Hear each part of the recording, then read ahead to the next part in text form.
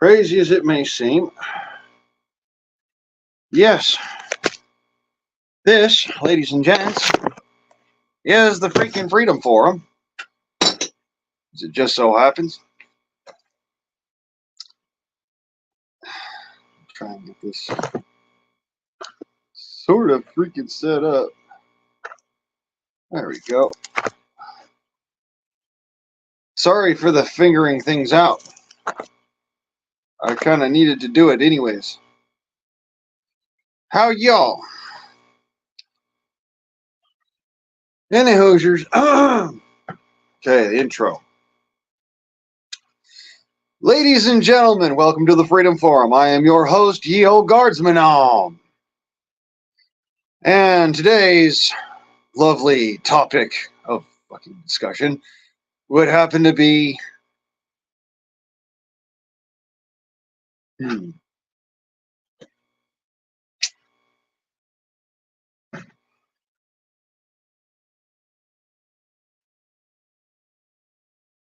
life as we know it. Just had a very interesting discussion over lunch with my mama.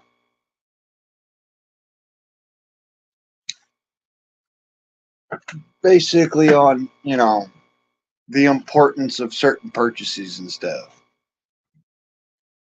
Hey, cuz, how you doing? Good to see you, bro. Good to see you. 10 years. I said something about, the end of the world's rule of law as we know it. World without rule of law, the end of the world as we know it, sort of thing. Tiatwaki, TWRL.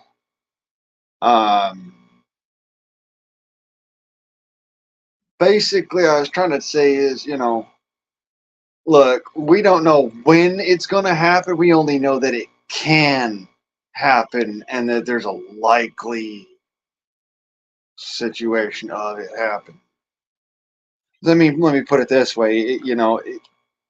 If you went and committed a whole bunch of crime, what's the last thing you want to have happen to you? Well, that'd be getting caught.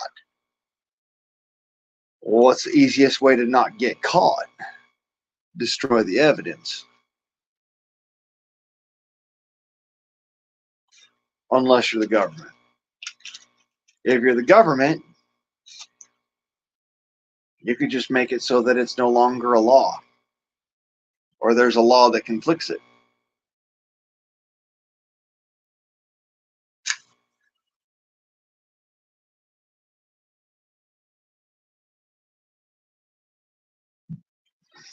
And then, in order for it to break down further from that, all you need is a populace to say, you know what? That's where you can stick it. And then all bets are off. Law enforcement is staying home and hiding away inside of their houses.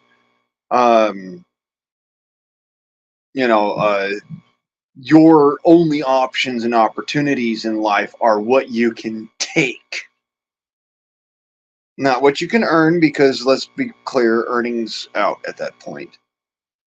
They're very unlikely to barter anything with anybody, because why give you something of mine when I can just take what's yours? And then on top of that, now I know what you want. I know what I can utilize in order to basically get whatever I want out of you. Again, not good things. This is all things that come from Tiatwaki and from TEWROL.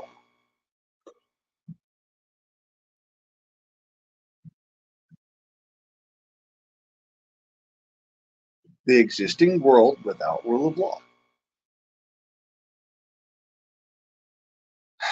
So, in that sense, you want to get your hands on everything that you may need before it all falls apart. You never know when that's going to happen. You just want to be the best prepared that you can be for that kind of a situation so you can last as long as you possibly can in that situation. And then on top of that, we have a rat problem, and a flashlight on a scope, it'll cut it for a little while, but it's not going to cut it in the long run. And it's also not good for night vision, really. It's really not. I mean, it's okay. It'll work. It's kind of like a Gen 1.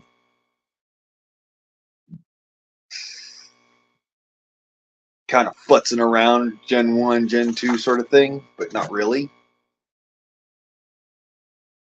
Um, no, at least have Gen 2, at least have some IR. But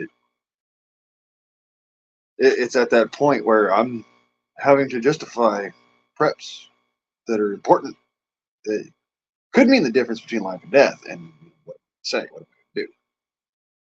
Absolutely nothing, because I have no power over it.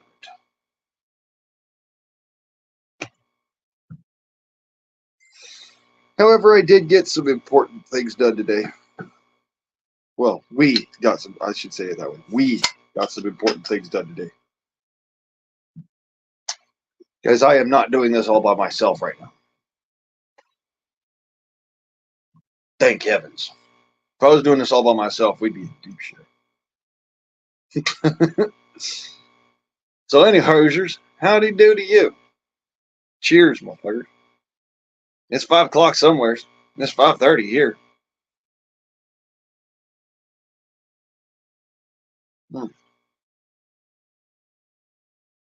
That's a good beer.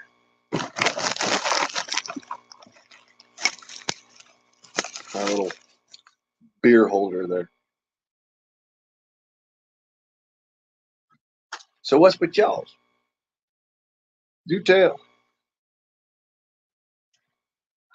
Me personally, I've been running the forge all day and going and getting shit done. So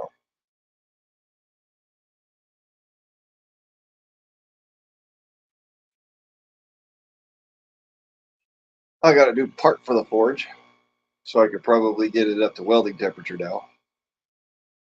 There is that. I noticed, folks are coming in and then they're going out like, it's this boring fuck again. Hey, that's just because I ain't a swearing and a cussing and a screaming and whatnot, that doesn't mean nothing. Just happens that my mama's here at the house, so I don't want to be yelling, cussing, and screaming. Don't want her to come running out. Oh my God, is everything okay? Everything's fine. Just so happens that that's part of my content.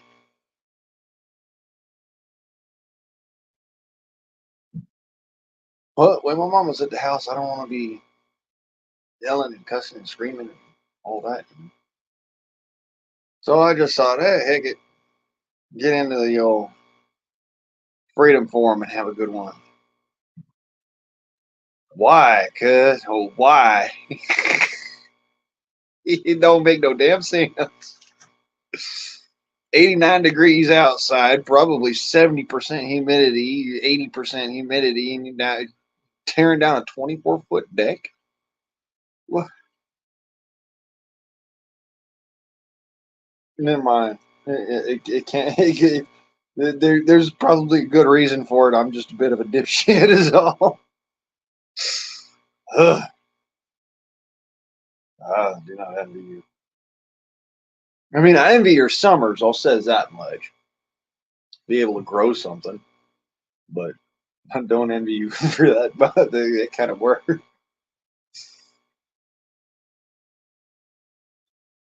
Hmm. Speaking of work, I will be right back.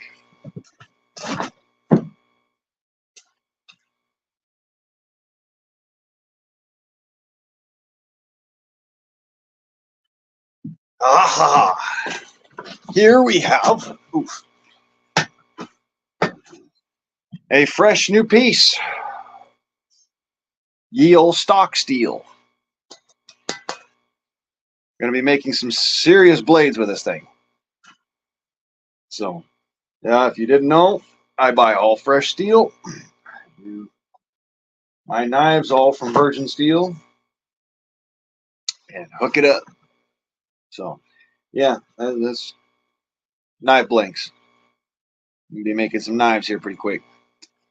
Hopefully ones that will rival this amount of quality. Which, y'all know about my sword, you know. I'm looking to equal quality. That's what I want. That's the standard that I hold myself to. That's why, I made the sword first. Because it's like, I want to do this perfect. And then I want to turn around and I want to make everything to this standard of quality. So.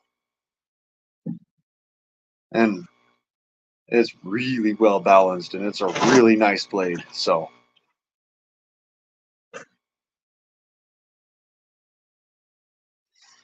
Yep. Right there with you, kids.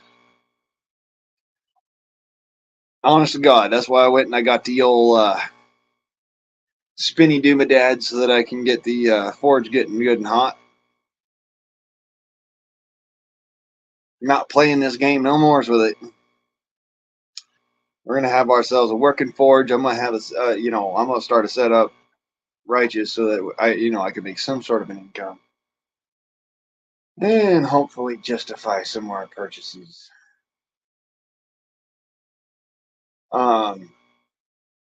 Put some money down on ammunition today. Both kinds, by the by. For the black powder, of course, and then also for my air guns, because can't shoot rats with air. It don't work. You make them look at you funny, like, "Ow, my ears." Tell you what, though, I've had enough of Mickey and his shenanigans. So yeah, we're gonna put the kibosh on that real quick in a hurry. I got a box of. Let's see here. I got a box of, or two boxes of the 25 caliber 26 grain Hades pellets from JSB coming in, and proper chemicals so I could turn around and make some fast black powder. I'm gonna try my hand at making fast black powder, right and appropriate, and not so much it's a problem, but not so little that I can't use it. Be clear, there's a reason behind it. Okay. I will not be surprised neither, because if gasoline goes up outrageous amounts and I have to figure out some sort of a freaking wood gasification system so I can make my own gasoline, would not be surprised none. Doesn't mean it, that's what I want to happen. Just means I know good possibility. Oh, another thing. Went and got a spool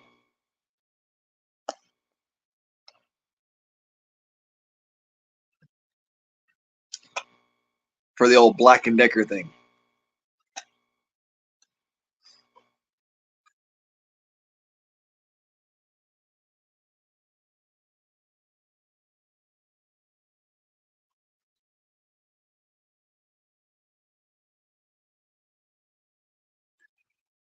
Oh boy. See, it's probably a good thing I wasn't on the internets today. I was out doing shit today, because if I would have known about that, boy, I tell you what, we won't talk about it as somebody who mattered an old red hand.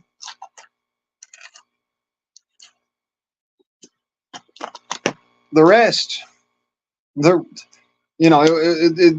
it's one thing, our strategic reserves. Some of our strategic reserve is kind of like, just to kind of stimulate the economy or whatever.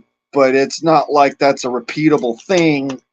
You know, And even then, it was kind of stretching it along fucking ways and making things miserable for people. Now it's just insanity. Rip. Am I gonna swim in my new spool? No, but hopefully I can get a scythe together, and um, then I won't need this. Till then, I'm gonna use this to cut grass.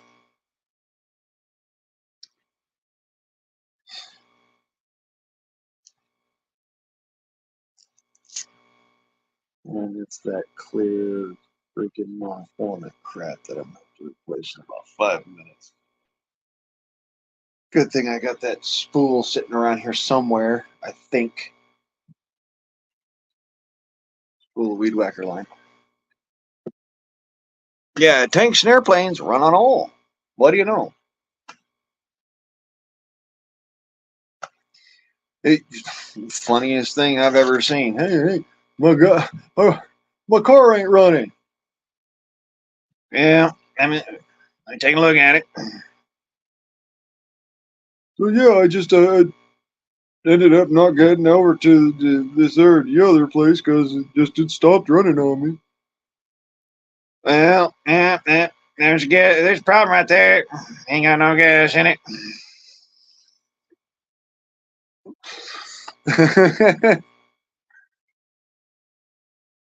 Yeah. Um, there's a problem right there. It's the old strategic reserve. Ain't not going. They ain't got no gas in it.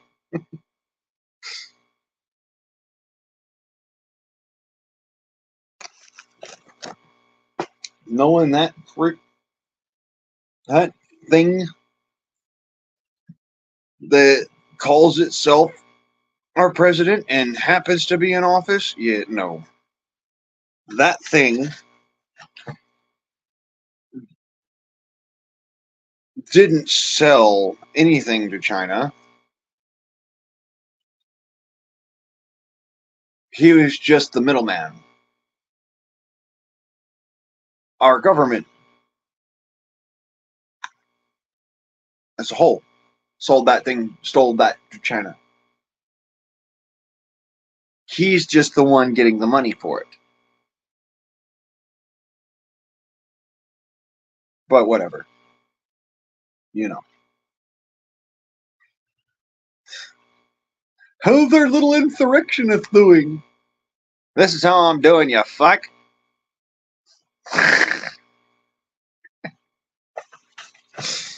uh,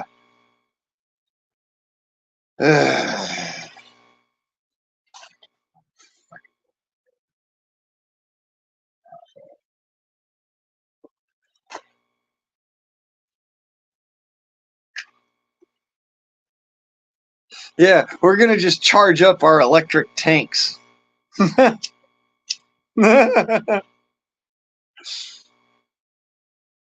Oh no, my favorite one.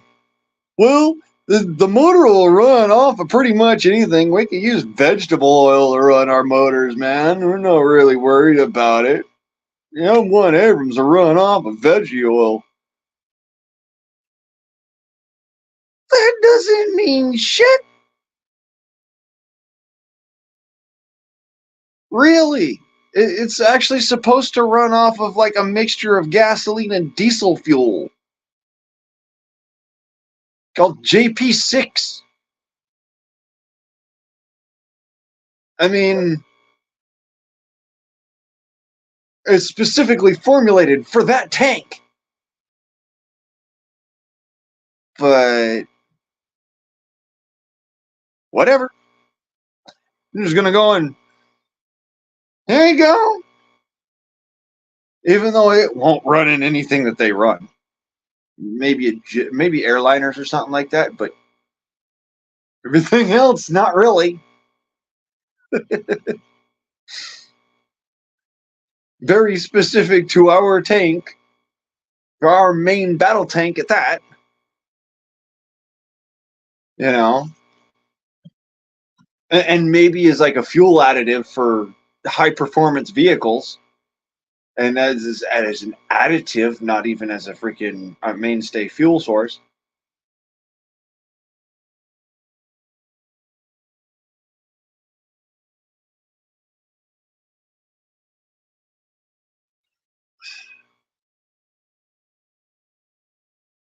If you were smart enough to stock up on Lucas Fuel Treat, just remember Uncle Sam might come and beat down your door for jet fuel.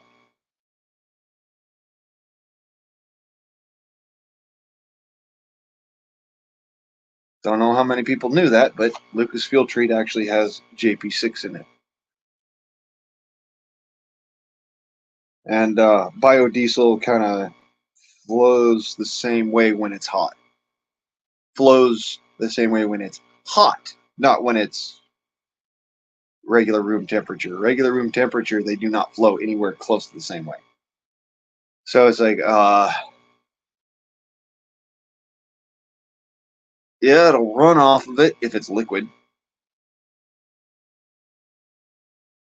It won't run off of it otherwise.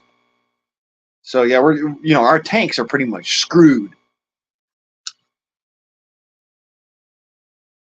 Our aircraft, they run predominantly off K1, but there's also the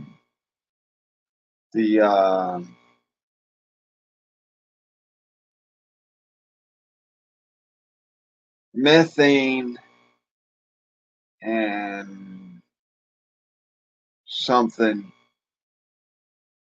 methane alcohol jet fuel mixture that the Raptor runs off of. But, I mean, uh, this sort of stuff is the reason why we have strategic reserves. They're there to power our military equipment, not to go and hand out to the public as gasoline or to go and sell to foreign countries as, a fuel barter. They're for our military equipment.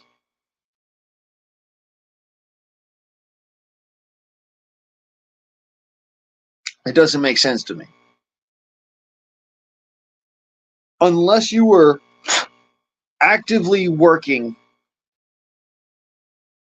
to make it so that the United States was incapable of fighting a near peer conflict. There is no reason to sell off the strategic reserve in its entirety. It's one thing to rotate stock or whatever. Okay, fine. But to sell off the reserve in its entirety only has one reasoning. That's a Benedict Arnold. You're pulling a freaking Benedict Arnold, and that was the last little bit of sand to scrub under the rug, as it were.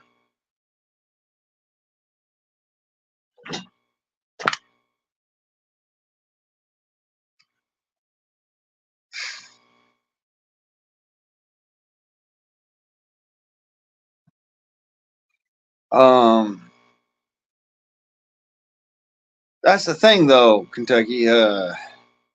He's already in a retirement home, the most expensive one in the United States, for that matter.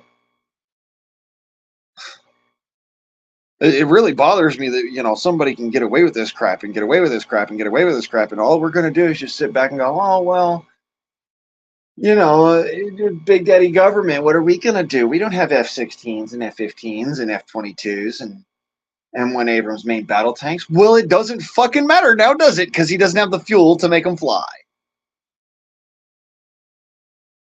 Go figure.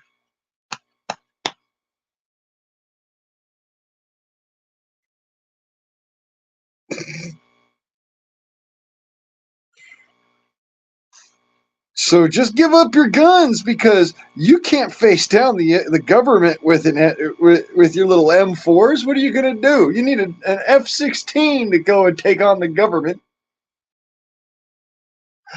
Really? If I had an F-16, motherfucker, at this point in time, I'd be the only one who was able to take on the government because the government wouldn't be able to take me on. You see how that works? They don't have any fuel.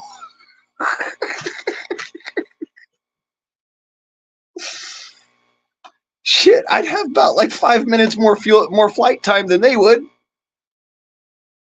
And that's saying something, because like I got a gallon of kerosene, 6 minutes of flight time, or sorry, 6 minutes of that engine running. That's 6 minutes more of that engine running than they would have, because they would just deleted the entire freaking strategic stock, according to, you know.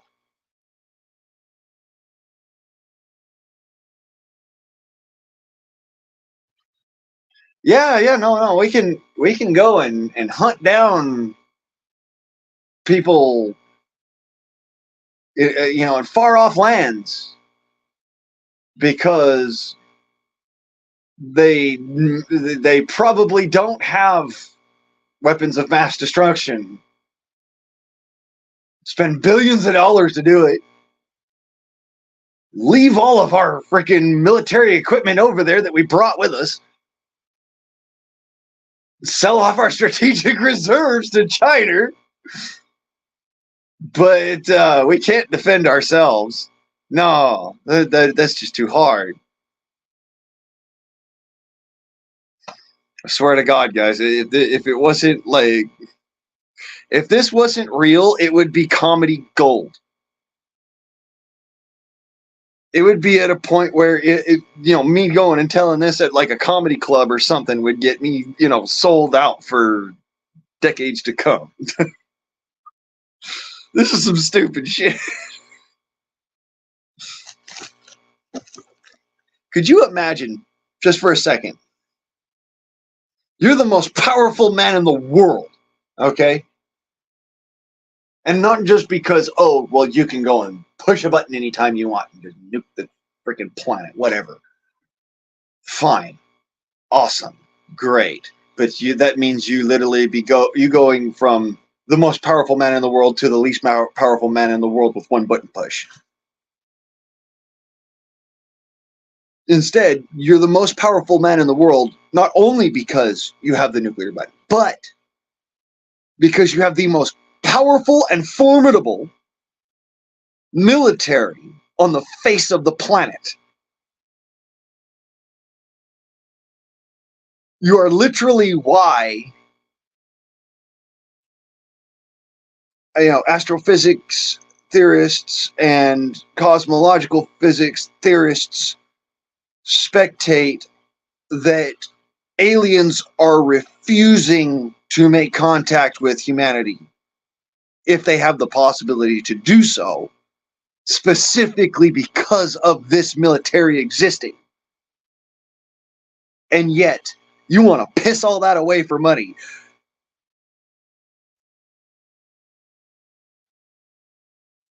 I would actually, at this point in time, be like, you know what? I'll take Larry, Moe, and Curly over this dumbass any day of the week, because at least them idiots couldn't get anything done. All right.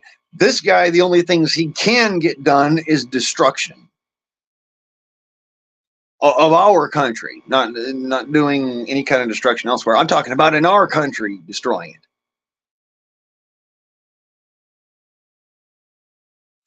And yes, because you're right, it is all on purpose to cripple the United States and make us so that we are the belle of the ball. It's going to be a real bad day in hell for them folks. I'm just going to point it out, because there's one thing that everybody has forgotten about or has kind of said, whatever. That's the American rifleman. In any conflict, doesn't matter whether it's near peer or it's insurgency fighting or it's reverse guerrilla, or it's superior, absolute superiority. It doesn't matter at the end of the day. If you shoot your own troops, it doesn't help. You're going to lose. If you take away all the gasoline from your own troops, it's not going to work. You're going to lose. If you take away all of the ammunition from your troops, it doesn't work. You're going to lose. Does any of this sound familiar? And yes, 13 days, you're right. Shit done hit the fan. But I'm trying to make a point here. Does any of this sound familiar? If anybody's ever heard of the origination of our country, or for that matter, basically how see here, how Germany lost in World War II. We took away their ammo, we took away their production capability, and we took away their fuel. And then we stomped their guts into the ground.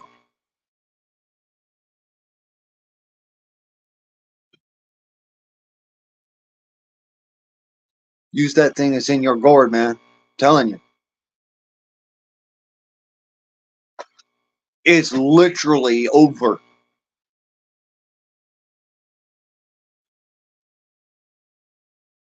You buy ammo. Buy a lot of ammo. Don't give a shit about the government showing up at your doorstep, because they're probably not going to have the ability at that point. This jackass just done sold the rest of our strategic reserves. And I'm more willing to take my cousin at his word than I am any of these freaking news outlets. I'm going to point that out. Yes, sir. H-A.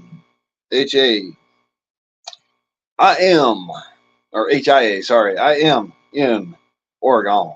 Or get a gun. Or Northwest 425. Never mind. I'm sorry. Your icon looks exactly like his. It's just so weird. Yeah, okay, never mind. It's different. You're right.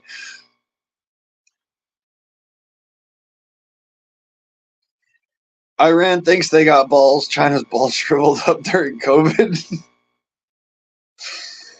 I thought that was you.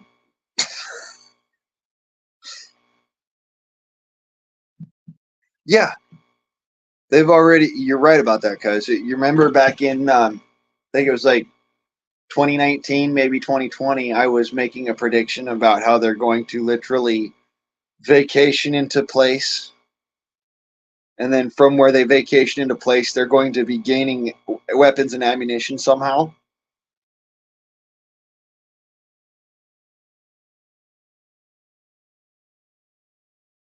Check this shit out.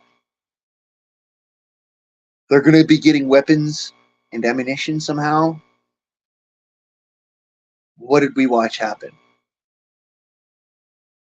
Oh my Biden and his Obama cohorts went and then decided to go and make it so that illegals in this country could have firearms without so much as a buy or leave, and then made it almost impossible for legal, lawful Americans to get your hands on a firearm. You know, as much as I'm sitting here like, good job, you were right. Good job, good job. I'm also sitting here like, gotta be fucking kidding me. I don't want to sit here just.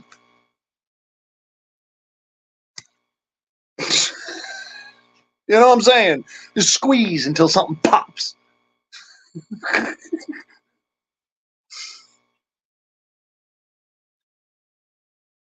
Oh my lord. These people. Yeah, most people don't pay attention. You're right about that. And it's really kind of just kicked me in the nuts enough times that I'm sitting here like, you know what? I don't care if you're paying attention. I don't care if you're not paying attention. At this point, if you're not, that's on you. That ain't on me.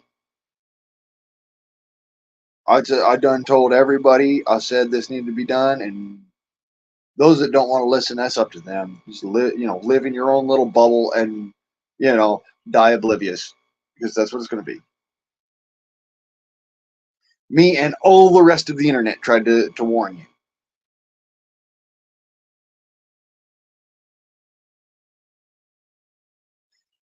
When I says me and all the rest of the internet, I mean all the rest of the internet really tried to warn you, and I'm just coming in the back saying, "All right, look, this is how it's going to go down. Watch, mark my words. This is how it's going to go down." And lo and fucking behold, every single time, it's exactly how I said it was going to be. You know, I have to sit here and wonder if they're not just literally watching my videos and going, "Hey, here's the game plan, guys." Which would really bum me out because if, they're taking their game plan off of me, I don't have a counter for it. Yes, that's the thing behind tourism into place of special forces, cuz is that nobody knows you're there, and so that you can create a strategic silent attack.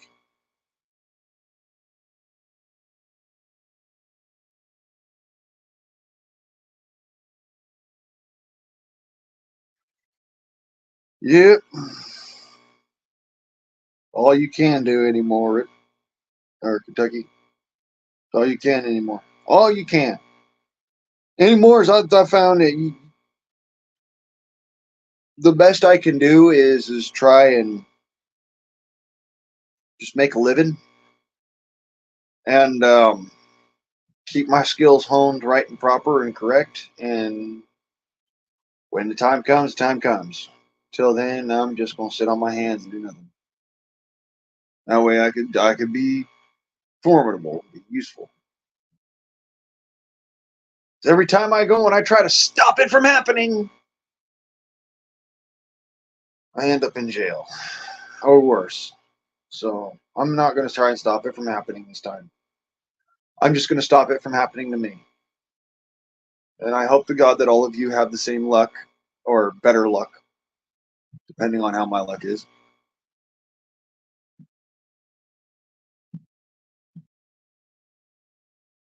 But I recognize it as a situation of desperate people are going to do desperate things.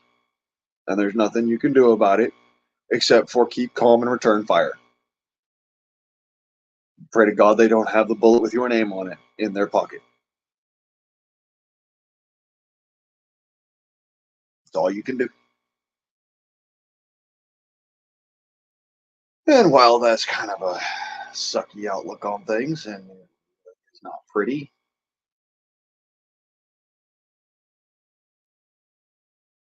hell of a lot prettier than the other option, which is walk blindly into a hail of fire.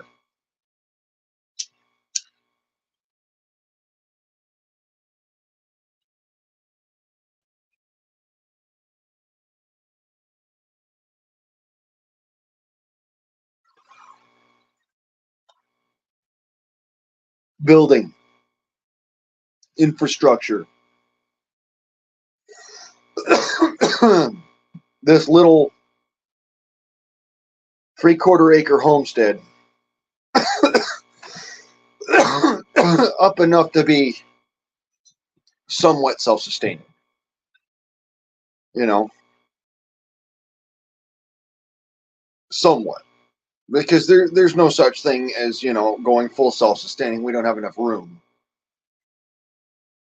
We just don't have enough land to do that. Nor do we get enough sunshine to do that. I mean, I can do chickens all damn day long. I'm amazing with chickens. I can do rabbits too. I don't want to because the next goddamn thing you know, some idiot's going to come out the woodwork and try and get into the freaking pens and whatnot. And while you can kind of herd chickens a little bit, good luck with rabbits. Good luck. You're not. It's like herding cats, except you can't even herd rabbits. You can't use a laser pointer and make them chase the laser pointer. It doesn't work like that. Rabbits are completely disinterested in that laser pointer. They don't care.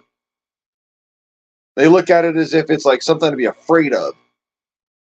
You cannot herd rabbits.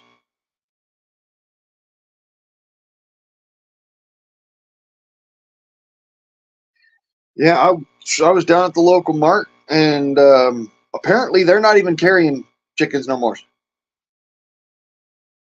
Nothing but dog and cat. Nothing but dog and cat. That's all. And parakeets. They're not keeping chickens, horses. They barely even got, the antibiotics and stuff necessary for the people who do have them already. And she's saying the lady that was working there says she's not going to do it. She's just not going to be doing any more of the farm critters. Mostly because they got stuck with them, which I kind of understand that kind of aspect of it. But there's also the bullshit coming out of fucking Salem right now. And no, they can kiss my ass.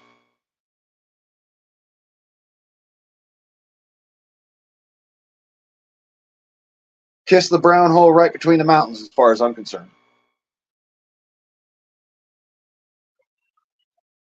I will have chickens. I will have a dog. Someday, maybe I'll have a goat or a couple of head of sheep. They can kiss my ass about the whole. Oh well, you can't have a feeding operation in suburbs. You've got to move to the freaking county. You've got to register it as a commercial operation and pay commercial taxes for greater than one chicken, greater than two cows. I don't understand how in the fuck this makes any sense. Let's be clear. It does not make any sense. One chicken, two cows. One chicken does not eat as much as one cow, even, so that's kind of. But we'll go beyond that. You can't have more than 7 sheep, and you can't have more than one goat, or it's a commercial operation. Well, I don't know if you know this, but Vernonia's city ordinance here is 4 chickens for every 25 square foot. That's 25 square footage, meaning that this shed could have 4 chickens in it.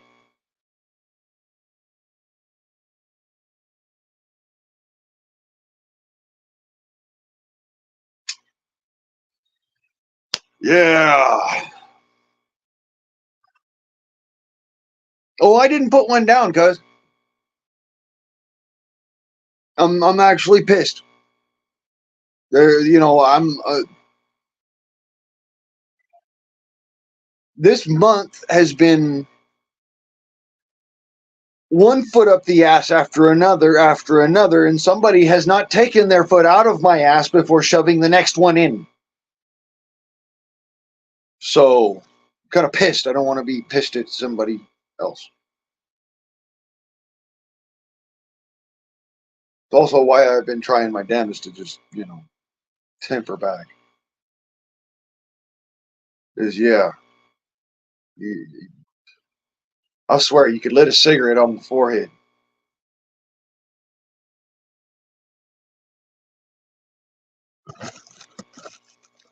I am hot at these people. No, no, I'm gonna still feed my chickens. I'm still gonna buy more. I'm still gonna build up that chicken coop, and I'm gonna freaking the whole damn shit shebang is all going together. I do not care. Kiss my britches. Whereas I says,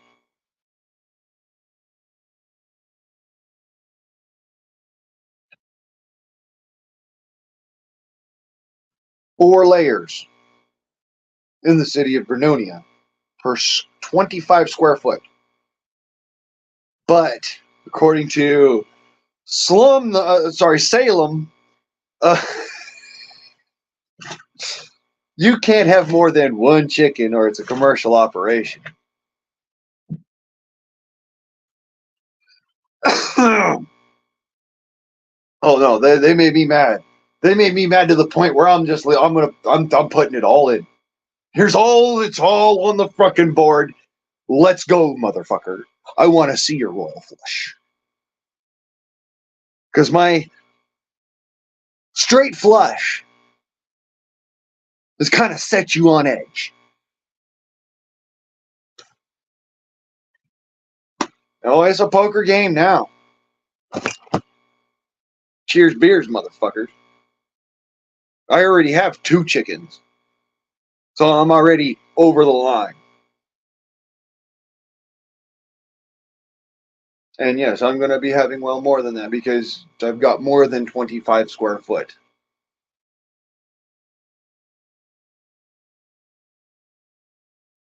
As far as chicken coop is concerned. Got more than 25 square foot. So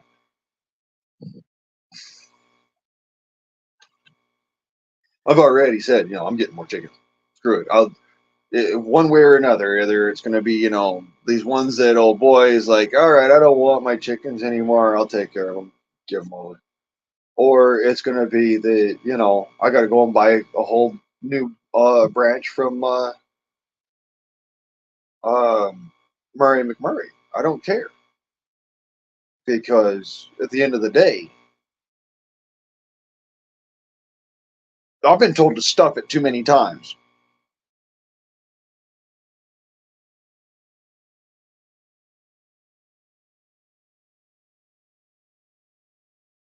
Hmm.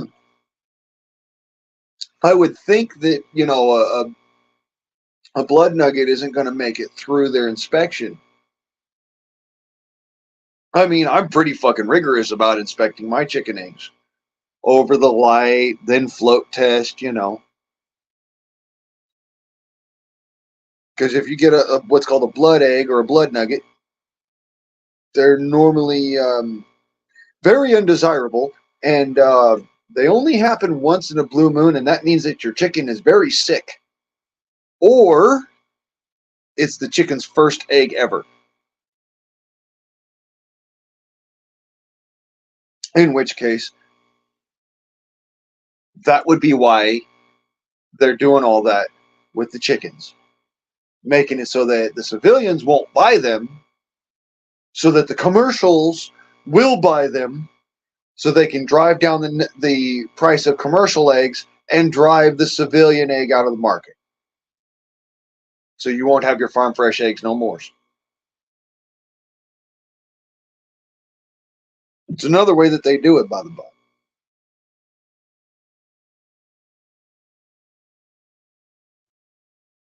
Yep.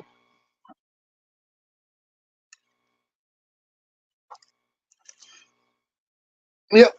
I figured because you better get some now. And mind you, even if you do get from your neighbor, you should probably also get some from like Murray McMurray or from your pet store, local pet feed, whatnot. Just because having that good, that extra, you know, what you call new blood, that extra genetic material, as it were, in your flock might just make the difference. Considering the way things are going, I'm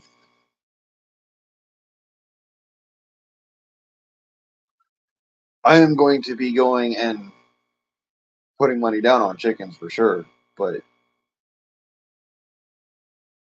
thinking about them chickens and fish and telling them to go and shove it. After what I saw, price of beer is up another dollar. When the price of beer goes up a dollar, you realize it's not going to come back down.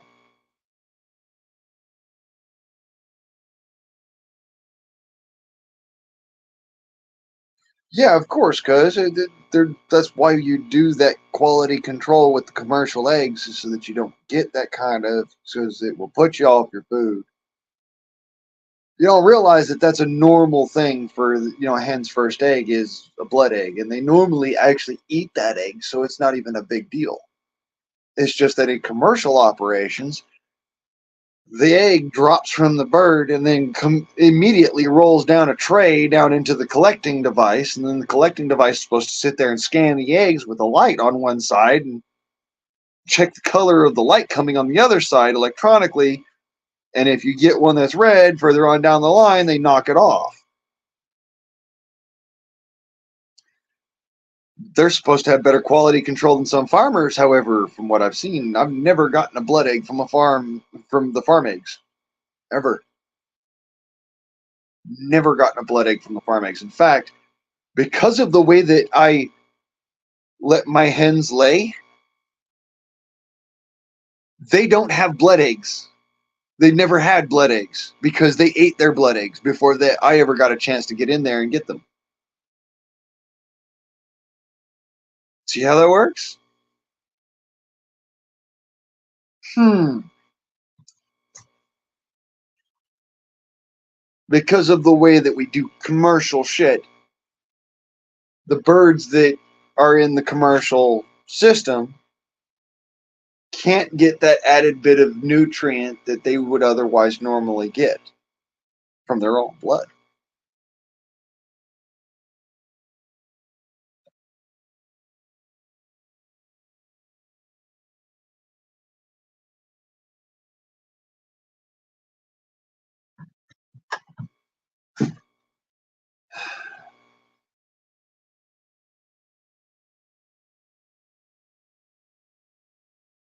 Do you see that there are no spiders now? Good. Now you can leave.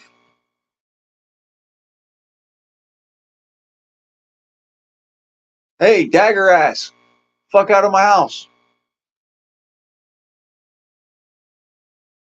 Oh,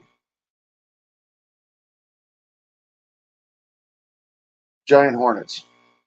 Always lots of fun. At least they listen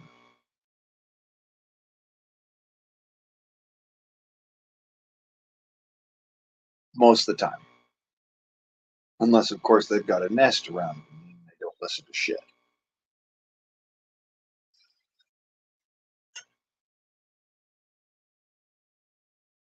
Yeah, like I said, you won't get blood eggs from farm chickens. Um, Farm chickens eat their blood eggs before you even get a chance to get out to them. They'll lay it, they'll turn around, and they'll peck it open and eat it. A lot of people don't realize that. I watched it happen, so I kind of understand how that works. Got to remember, I'm up before the dawn every day. I'm working in the backyard. I'm doing the forage, and I'm taking care of the chickens. I'm taking care of the dog. I'm running around doing gardening. Nothing I do is sitting on my ass other than live streaming. Nothing I do is sitting on my ass. Matter of fact, I'll be right back. I'll show you what I've been working on.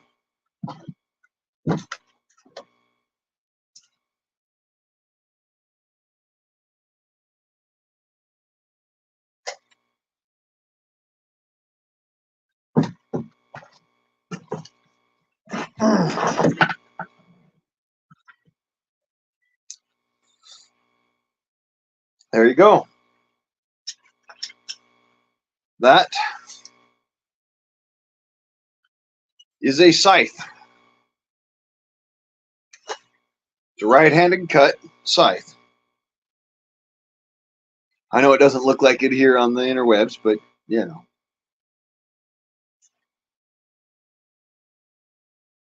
That's the direction that the blade cuts in. There's my right hand, so you can see. It's a right-handed scythe. The direction that the blade cuts in, like this, right? So yeah, what I've been working on for the last several days. And it's still not done yet. I've still got a lot of work to do with this thing. You can kind of see, there's no unity in the weld here. There's nothing holding it together at all up in this, It's all kind of just beat to hell sort of thing. It's not even sort of, joined up or anything yet. I'm working on it. Like I said, my work takes days, months, even years. But it comes out really nice, considering that this is about a month working straight, day after day in the forge. Maybe a couple days off every now and then, just because I can't handle the radiation. There you go. So yeah, it's a scythe blade. I've been working on a scythe blade for several weeks now, several months. Really, well, several weeks to a month now. Just been working on nothing but.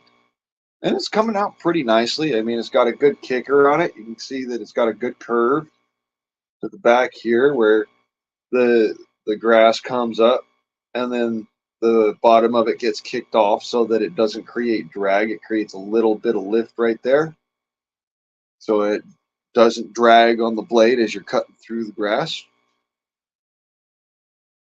And it's a gradual sweep too. That's the other thing. If you look from the blade edge to where the kicker is, it's a gradual sweep off. So when that thing cuts through the grass, you can kind of see that that cut is just going to cause the grass to kind of just gradually sweep off the top of that, and that creates very low drag going through it. I've seen guys that they'll cut without a kicker, and whatever, no big deal. To each their own. I just wanted to have a scythe, and this was one of the first times I've ever seen a scythe built, let alone done it myself. So this would be the first time I've done it myself. I've actually never built a scythe before. I've built all sorts of other knives and blades and axes and swords and machetes, and hell, I fucking made a helmet once. I've never made a scythe. This is actually really cool. I, there you go, socket. That's some work right there. Trying to get that thing to sit happy and hold. Some work. But I'm having fun and I'm getting it done. So that's what I've been working on for the last several weeks. It's a scythe blade.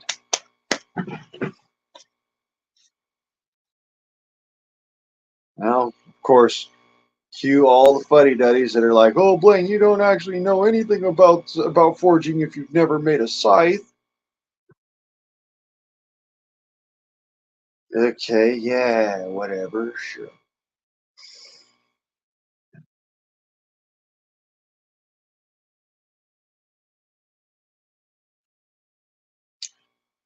Tell you what, Hoss, I don't know nothing about forging. Duplicate. Not no no no. Not just make a passing replica. Duplicate. If you want to talk shit, because I can do it. I can duplicate whatever you throw at it. Duplicate.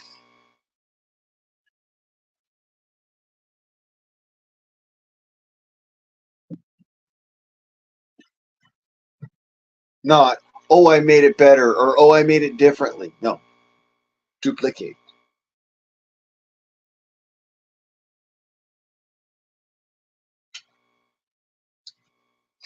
The Reaper. Good name. Yes, very, very fucking good name for that scythe. Yes, the Reaper. That would be a great name for that scythe. Um, I mean, look, it's already. It looks. It's got the actual iconic freaking. The curvature that you would normally see with the. You can see it in the camera in all the different angles I'm holding it. It's got the curvature and the build of the original Reaper scythe. I mean, you know, it it looks really cool. The Harvest. That is ooh. That's a good name for a blade right there. No, no, no, no. Red Harvest. Like the movie Magnificent Seven. Red Harvest.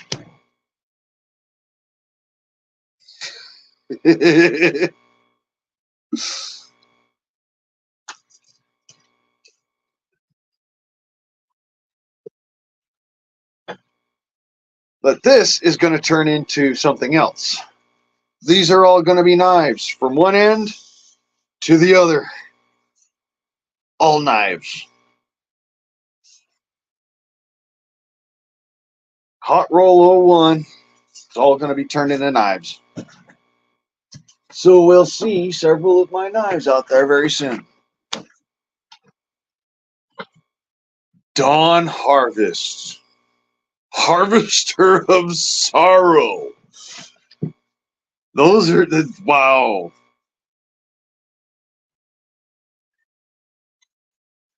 The Vajra. How's about that one? Toenail trimmers.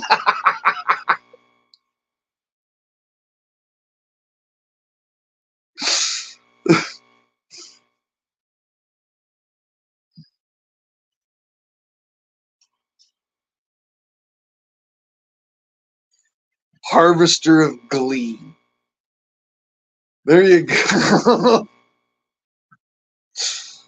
This is both fucking scary, ominous, and absolutely hilarious at the same time.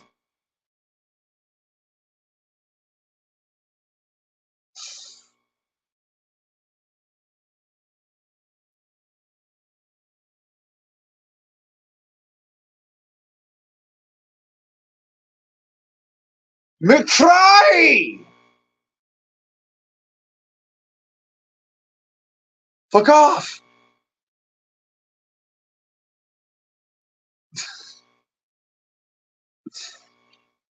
Harvester of Glee. Does sound sadistic, you're right. Absolutely terrifying. And completely fucking hilarious at the same time.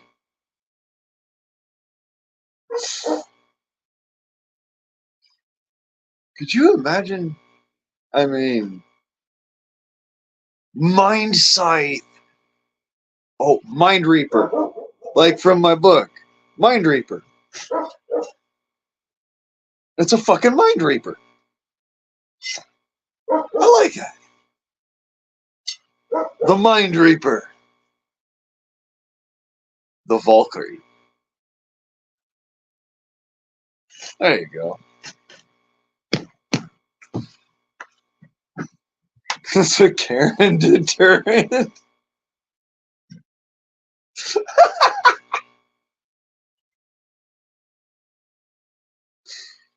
Y'all was messed up.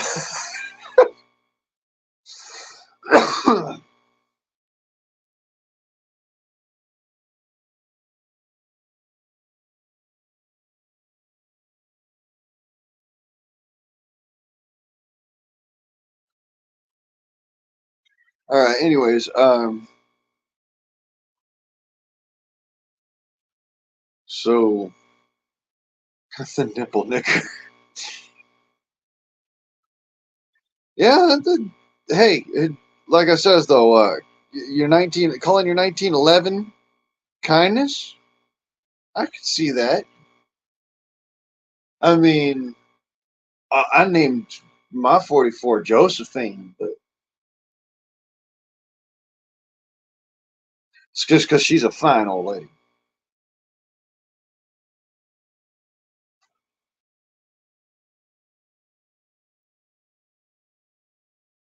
A Linda thing. What you talking about, Seymour? You talking about AI now? Linda! Linda! She done come up in here and started a mess.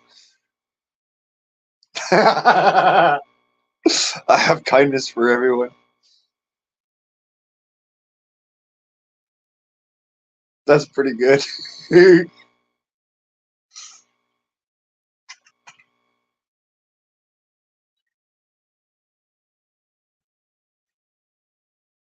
See, I named my pistol rifle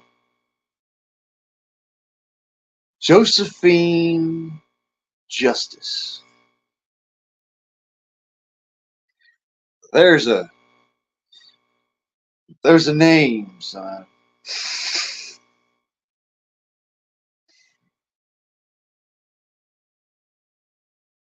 I'm actually thinking about that too. Down the like the back strap of the handle, I'm gonna write Josephine, and then like I don't know, maybe along the trigger guard or something, write Justice or something. And then like on maybe on the top strap or something, put some stupid ass fucking motto or some shit. Like make love, not war.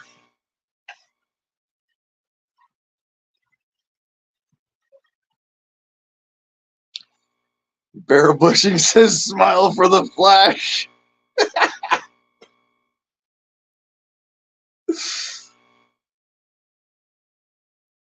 Right? Because any one of them that you pick up, that thing, that is what you call a defoliant.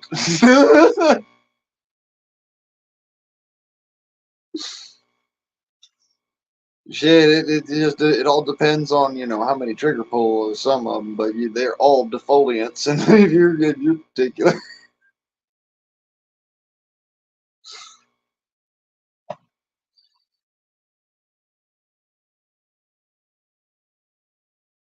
The just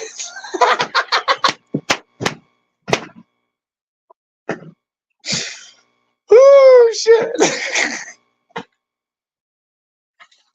Hello Kitty and My Little Pony. Really, Billy? You named your guns after little girl shows? Something wrong with you, son. Just saying, there's something wrong with you. I'm just kidding. Um, I don't know. There might be something wrong with you. I don't know. Shit. Definitely something wrong with all of us. That's for damn sure. We're all here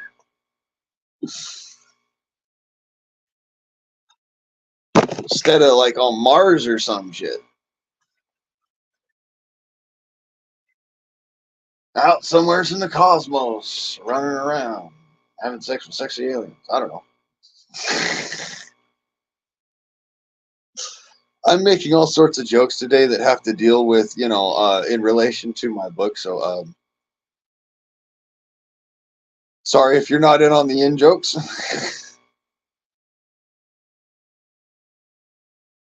Special 38 special little Deggy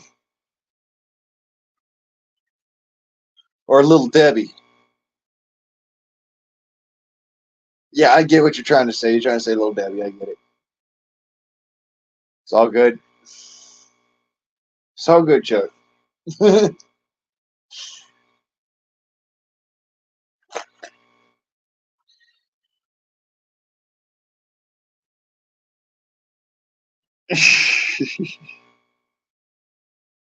See here. I got Josephine Justice, Samantha Bang, Danger, freedom. Well, dangerous freedom.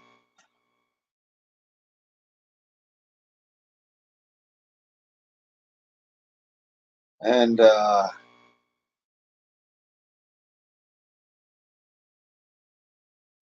Flash. Ah.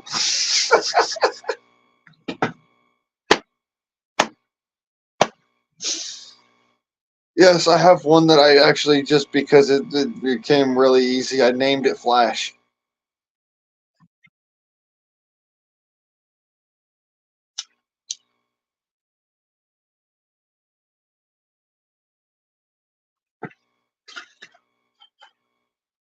Just the tip.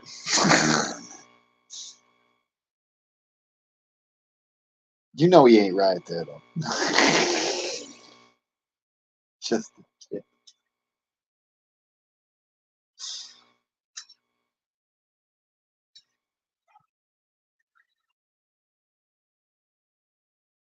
I was actually thinking about, like, making like a war scythe, and then across it actually etching into it the word Vajra, because in the old Hindi text, the Vajra is death. It is the bringer of death. It is the reaper of souls.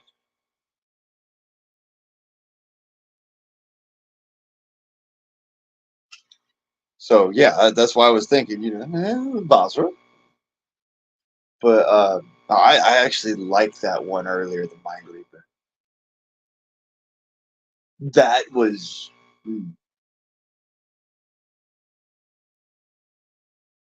that was so on point. I just like,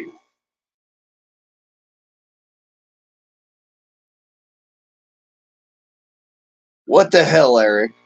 What are you thinking like me now, dude? That's not okay.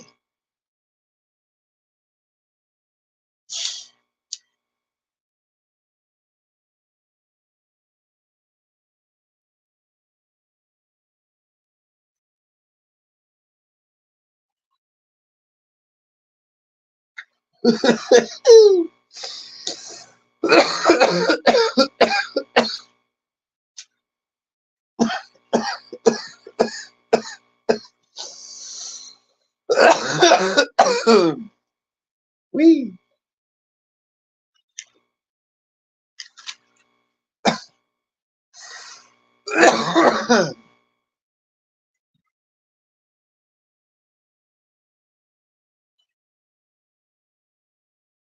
More?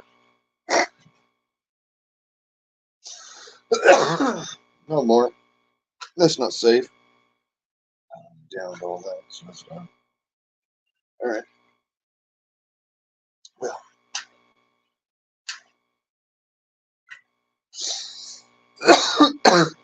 Damn it.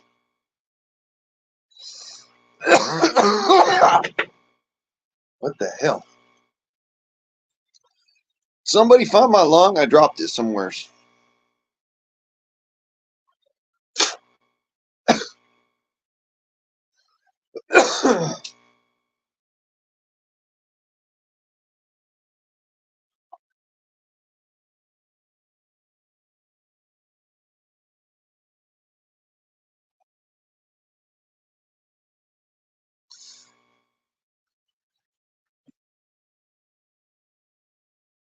Hmm. Well,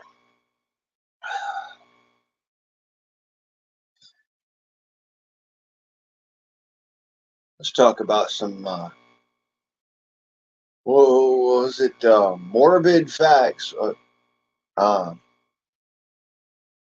y'all ever seen that dude's video? I can't remember which channel it is now. I'm trying to think about it. It's weird. It's like I should know this one,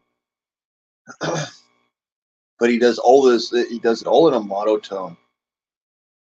It really wigs me out.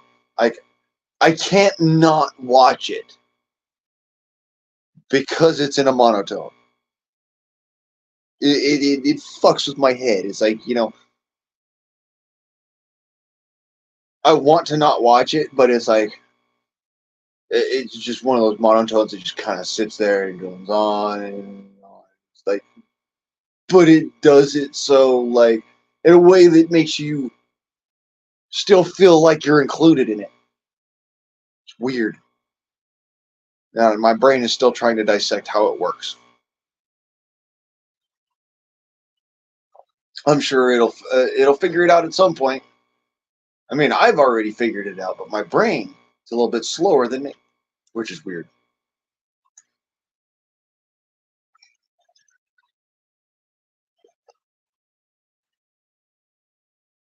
It does like morbid facts and useless facts, and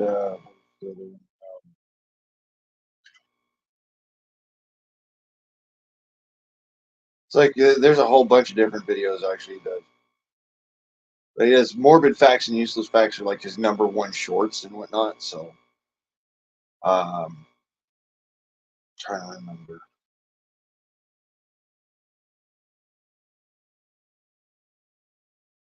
Jay Lucas or something. I can't remember. I'm probably wrong on that. Don't quote me on that channel.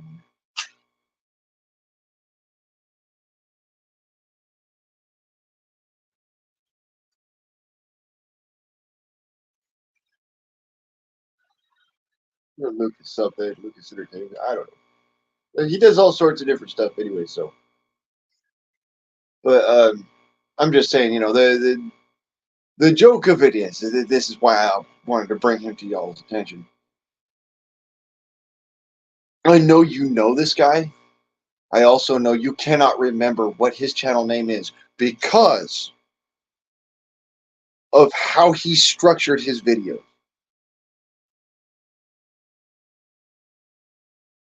You're so in tune and interested in what he has to say, you can't actually pick up on, what he's got down here in the corner telling you who he is or whatever.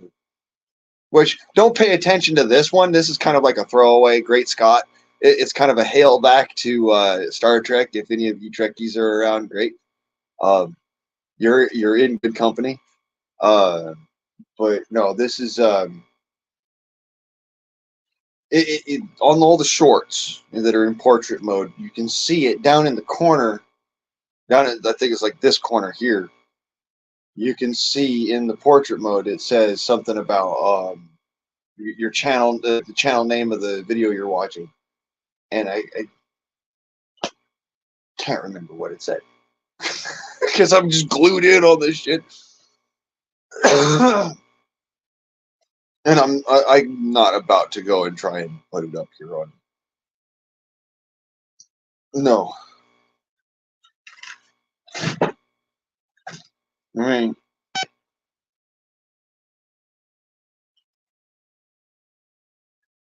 I can't even share anything. I would.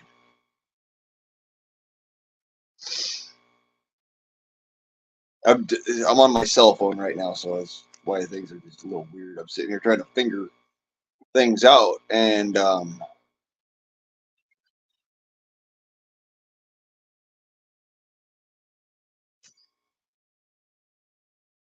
yeah, I'm not finding anything there where I can add new to the stream, as far as like the other videos or anything. Because I'd show you who this guy is or what his channel is and tell you all to go check him out. Because again, unless you know about this guy and whatnot, you know you don't know what I'm talking about. And if you do know about this guy, you know exactly what I'm talking about. How when he's sitting there and he's droning on, it's like that one professor in school where because the facts are so fascinating and everything, you still can't pay attention to anything else but what they're saying because otherwise you'd be bored out of your skull and unable to focus on it. And so, since the facts are so interesting, you're like, oh, I want the freaking information. And you don't even think about, hey, this is the guy bringing it to you, and this is his channel, and this, that, the other, because you're just like, give me the information. Because you're so frustrated with it at that point. And, that works well for people who have a slight tism in school. People who don't have a tism end up getting fucking bored out of their skulls. People who do have autism, depending on the level of their autism, they more or less focus. Uh, Sometimes more so because it's all they can do to not go ballistic and start freaking out and start having tick problems. You know, when I say tick problems, it's like, you know, your nervous ticks or whatever. They, you know, when this motherfucker won't get to the point.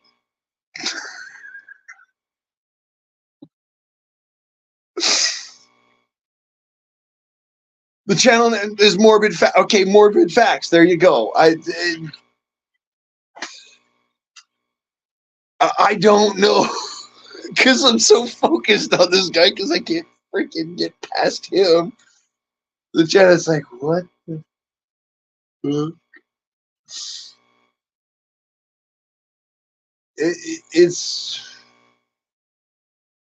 It's kind of sneaky. I want to say that it's, you know, like the con man's history teacher. I, that's not a bad channel name, by the way. The con man's history teacher.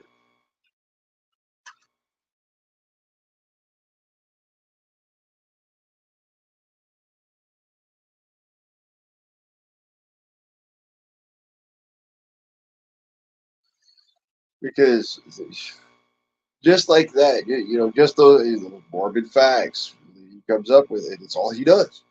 Okay, but because of the monotone drone delivery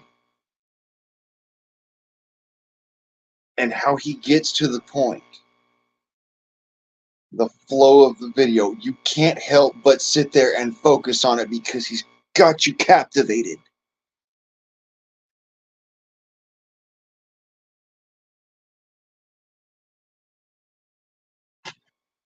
And now I've probably got my head packed full, so full of freaking morbid facts, I can't remember things that are important. Like the other day, no, this morning, I was trying to figure out so I could make a proper order, trying to figure out chemical ratios, and I couldn't remember it for the life of me.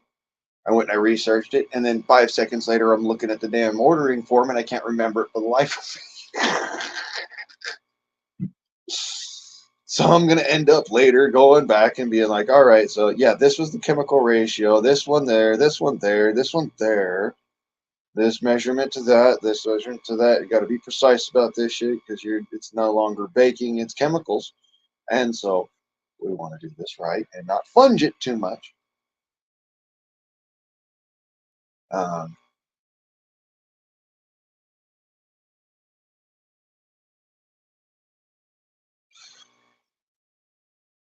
Because at the end of the day, I don't want to. This is a particular chemical. I want it to be perfect. I want it to be righteous. I don't want it to be half-assed or,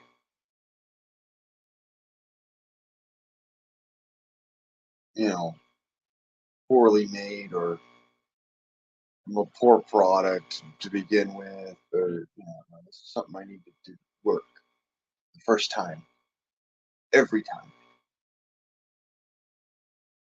every single time, without fail.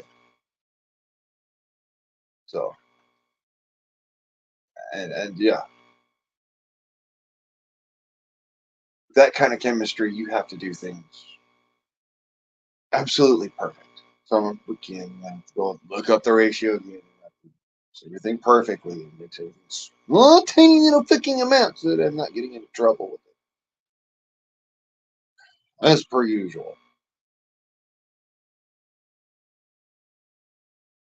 Be safe with it because you know that's the kind of person I'm.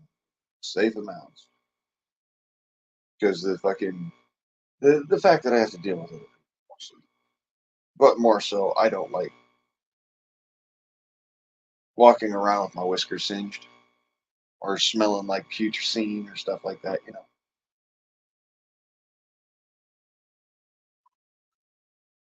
Right, right, that's right, Eric. You're sitting there. His channel is exactly like that.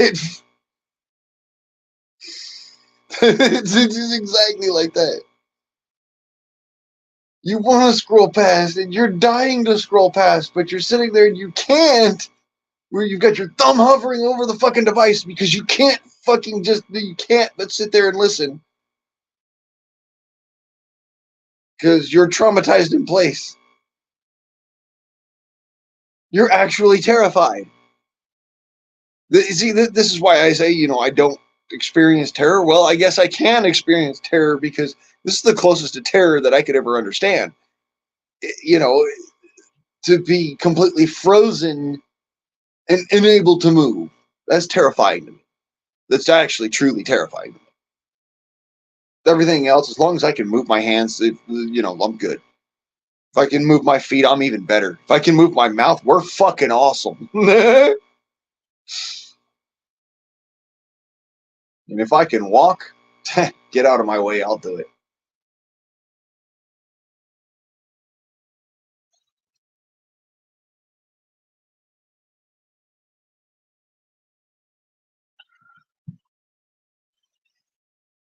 All right, so on tomorrow's list, which tomorrow is Saturday. And tomorrow's list is finish this damn site. Hopefully. Hopefully I'll get it to weld. And then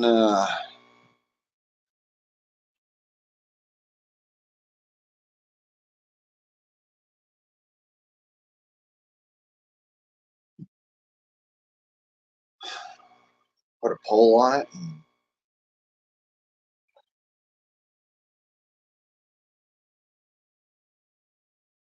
start building the handle, I guess.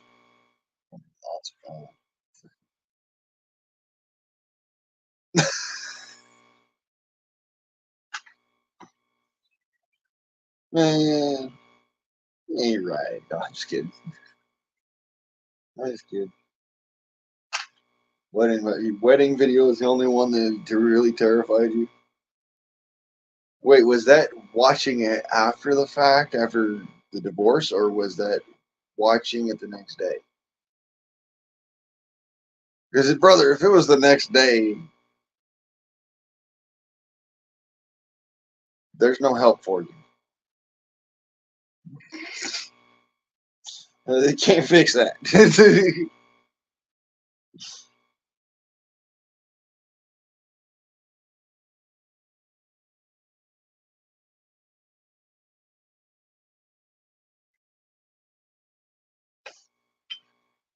Oh, what was on it? Oh, yeah, run around and cut grass. Start forging out some knives. Good knives, too. Knives.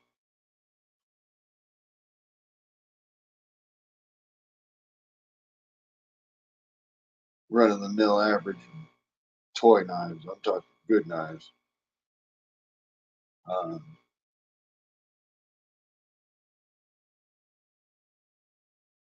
and then, here. Other than that, got a lot of work to do around the house. I got a lot of work to do fixing up the whatever's around. I don't know what digging to do. Need to finish the chicken coop one way or another.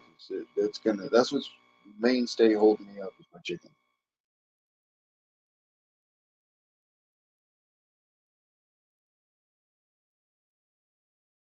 If that was the case, brother, then we can't help.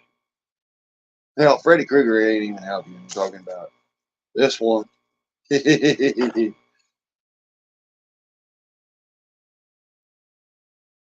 this one.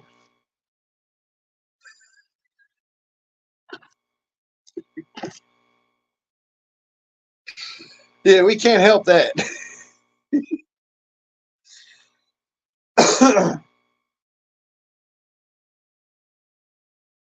um,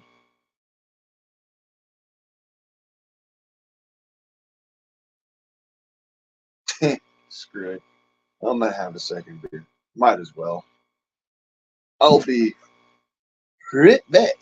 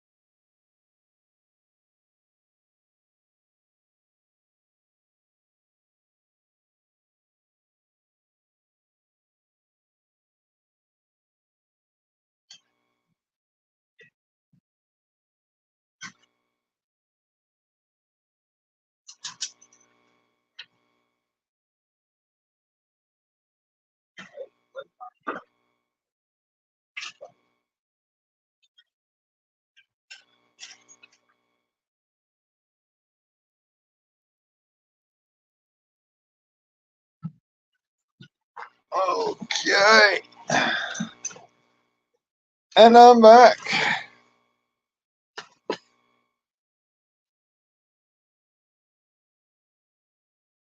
Oh yeah, and needed to have a better supporting actress. I see.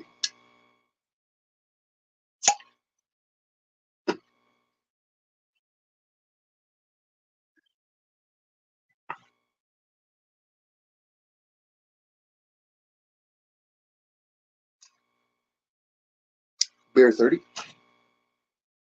Oh, and if you didn't know, um, since I had my other beer, well, since I started my other beer, it has already been an hour.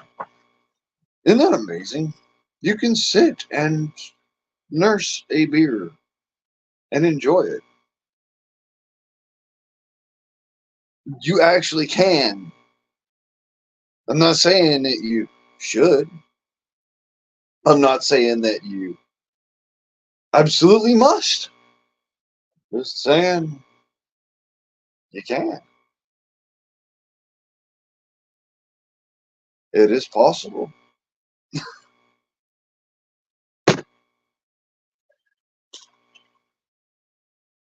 Of course, with drinking comes the smoking, and with this, the drinking and the smoking comes the drunken snacking, and you know how that works. As old Joe would say. Bye bye, Joe. Good to see you if you're out there. Happy you came. Happy you did. If you didn't, well, you need my fucking shorts.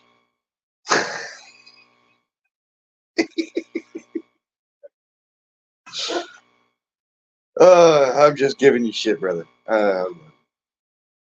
God knows I love you because nobody else fucking does, and that's for damn certain. I've seen. And even if no, if other people do, you know what? Still, you got a friend in me. Well, you got a friend in me. Okay, I'm not gonna sing it all. No, I'm not. No, I'm not doing that shit. Sorry, no. Fuck that shit. I say it as a joke, but no. Mm-mm. Uh-uh.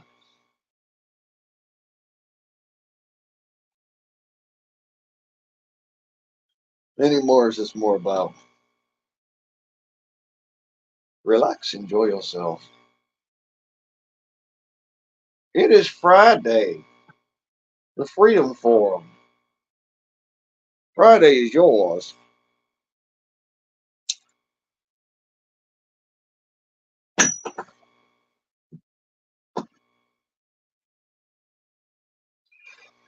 I decided to do this impromptu live because, well, I consigned the rest of the day. I went, hey, I accomplished something. No, I don't want to. It got it. I accomplished something today. I went out, drove around town, bought a bunch of shit, and brought it back to the house. Little bitty preps here and there, getting small things done. As the small things add up to become big things in the long run.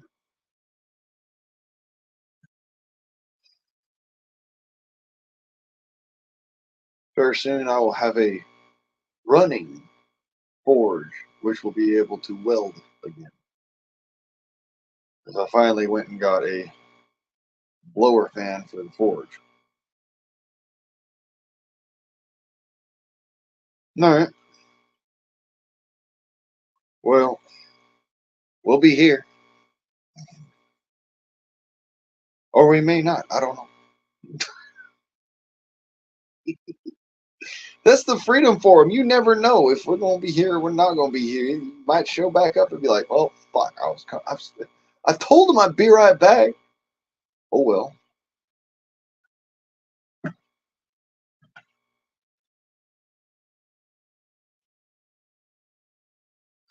ain't much happening anyways. But that's some good old relaxation. Kick back, relax, and not be teetotal and mad at the world. Eh?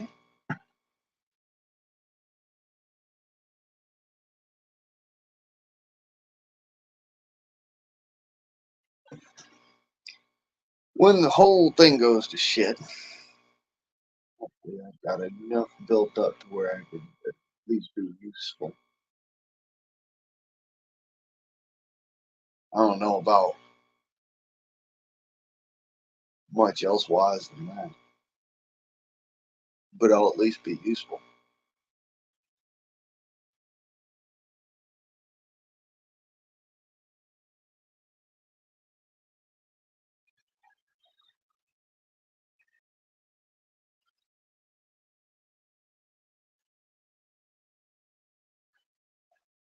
See, I'm working on getting together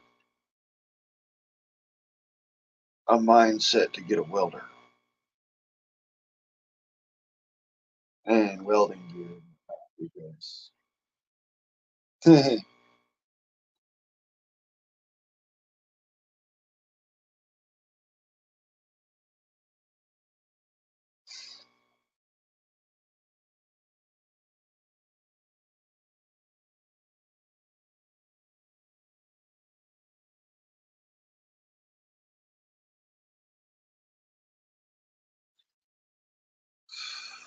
swords, that's the whole thing. Very soon here, I will be making knives and swords predominantly,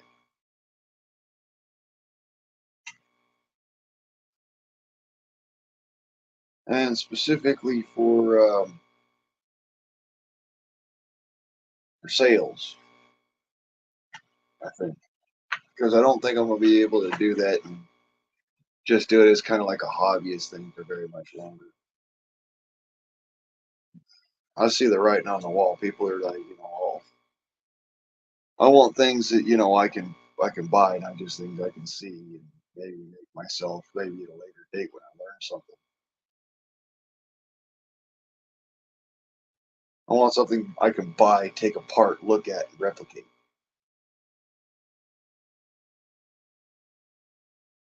And yeah, I can understand that. Good luck.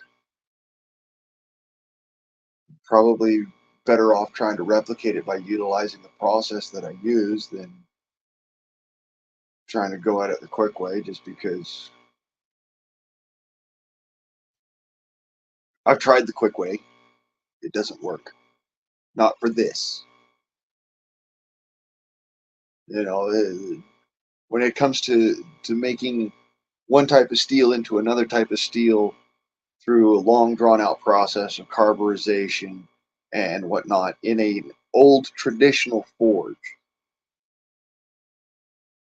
old style traditional type forge, it takes a little, just a little bit of know-how, but it takes a lot of time and perseverance and knowing the exact times to do things right. And then by doing that, you get what I get, which is good quality materials, good quality steel, good quality knives, blades, and stuff. And the other. They're great knives. They're not just. It's not something that you're going to buy necessarily in a store unless you're buying them one-offs at artisan locations and stuff like that. Maybe swap meets or something. The local swap meet, you might be able to find something similar, close. But what I've been making for the last couple of years has been on par with some of the finest blades I've ever held. And I mean that. I mean, yeah, this doesn't look like much right now. It looks like a pile of shit. But once I'm done with it, it will actually be on par with a very usable garden tool. And the same goes for some of the knives that I've made, some of the sword that I made, um, and swords that I'm planning on making, and knives that I'm planning on making. So, um, for it to be on par with that, taking a piece of steel and then turning it into a different type of steel to make it into that. And I'm doing that because it's part of it's necessarily part and parcel due to the forge that I'm using. That's why I built what I built, so that I could take these other pieces of steel and turn them into a different type of steel.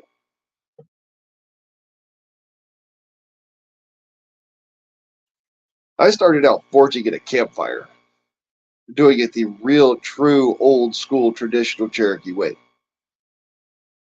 Forging in a campfire.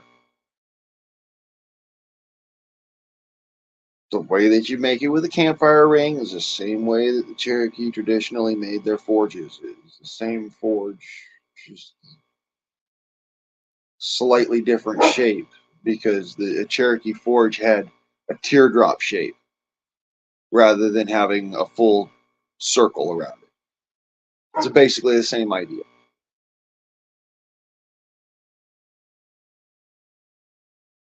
A Cherokee forge was a Cherokee smelt that was busted down and then turned into the forge.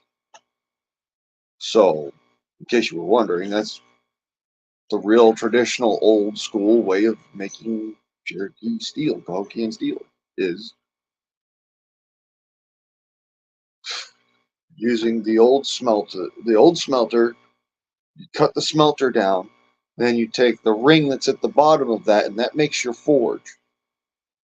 And you go directly from the forge to the anvil, and back to the forge, and back to the anvil, and back to the forge, and just over and over again until you take that piece of iron and you smushed it down, and it'll go. This rule of threes is big in this. All right, you take it down to 1/3 of its original size, it becomes steel.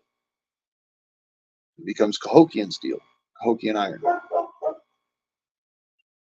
Take bloom to 1/3 size, and you run that in a traditional Cherokee forge, and you got to use the right proper chemical composition for the bloom. So of course there's that, but little nuances that are according to that are also very close to the forge I'm using. They're built in pretty much the same way. Pretty much.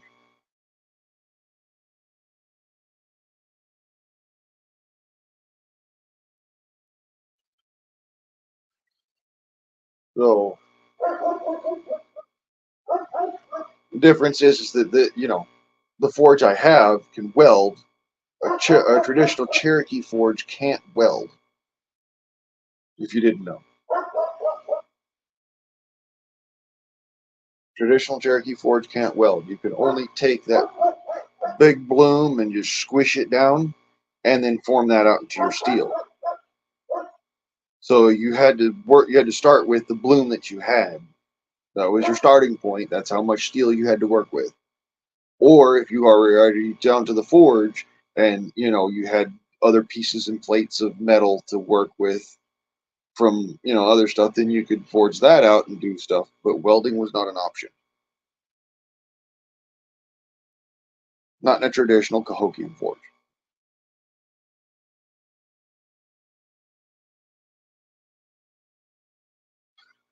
Also,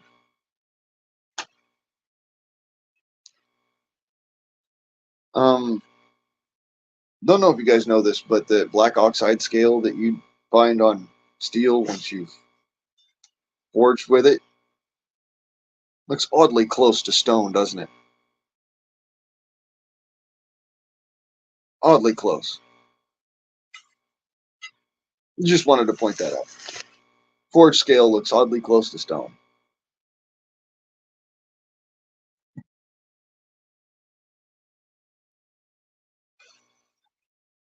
Food for thought for those of you who think that all old Cherokee art, all the old art depicting Cherokee people, depicted them with stone tools. Not everything that looks like stone is stone. Not everything that looks like steel is steel.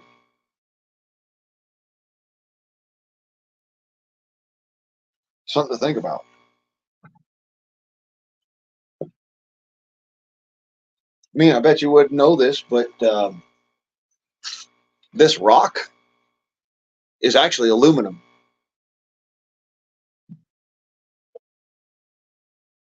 This piece of stone,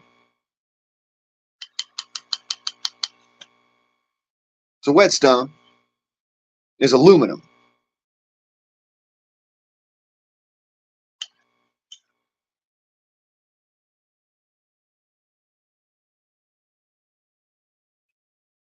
Just saying, not every rock is rock, and not every chunk of fucking metal is steel.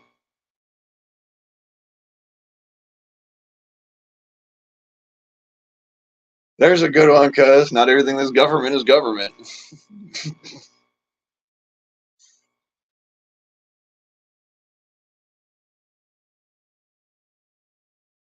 But that's just my point.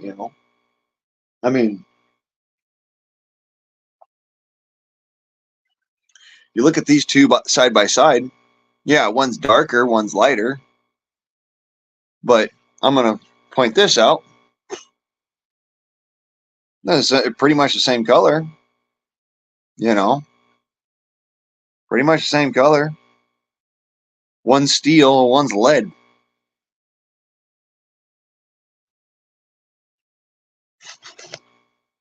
That's what I'm saying. Not every chunk of metal is steel. Not every rock is a rock.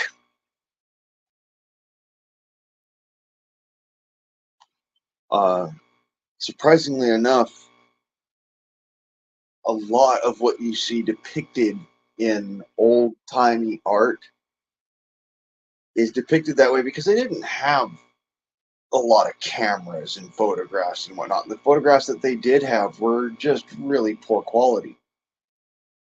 You couldn't really tell, smithy steel with the scale still on it from obsidian back in the day in a picture, a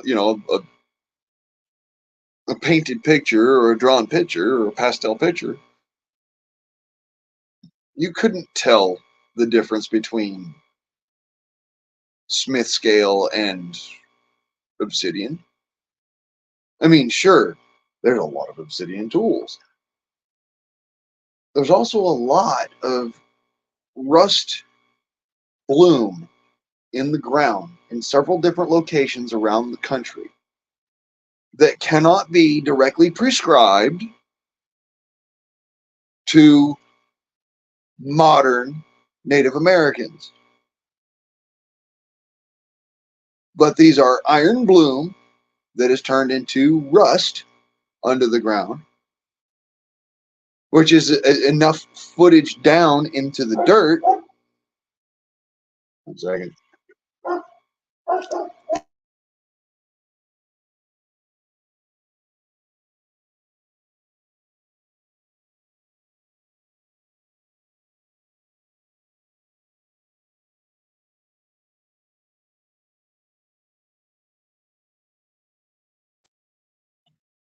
Sorry about that, folks.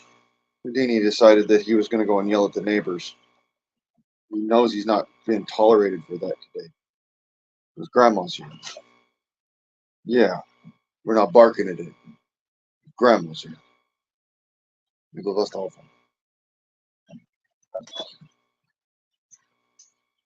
9 barkings. There's no 9 striking home. Anyways, uh,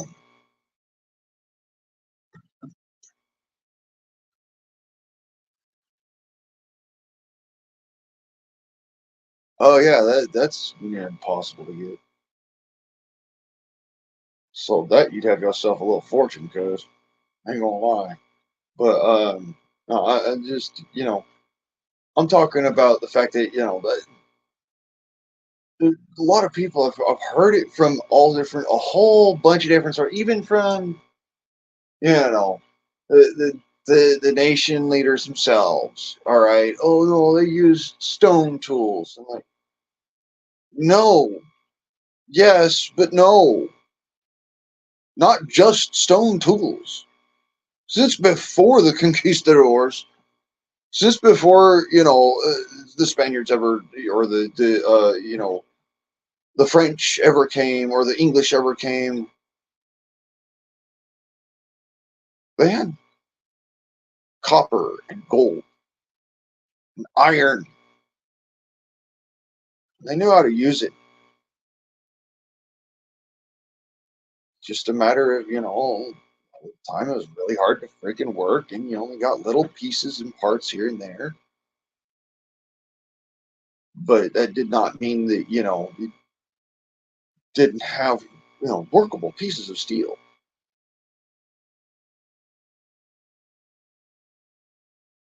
usable pieces of steel.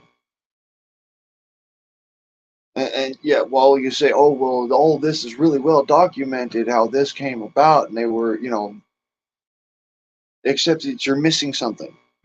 Even before all of that documentation came about, Leif Erikson would have made landfall in the northern part of the Americas, and so there would have already been an introduction to steel of some form, even if it was only Viking steel. Would have still been some form of introduction to steel long before anybody else came here. So you're telling me that they didn't know it from then? By shame, because there was plenty of commerce that went on and trade that went on between the different tribes long before anyone, because we all have to live. We all have to live on the same rock. I'm asking for logic and reason from people. That's all.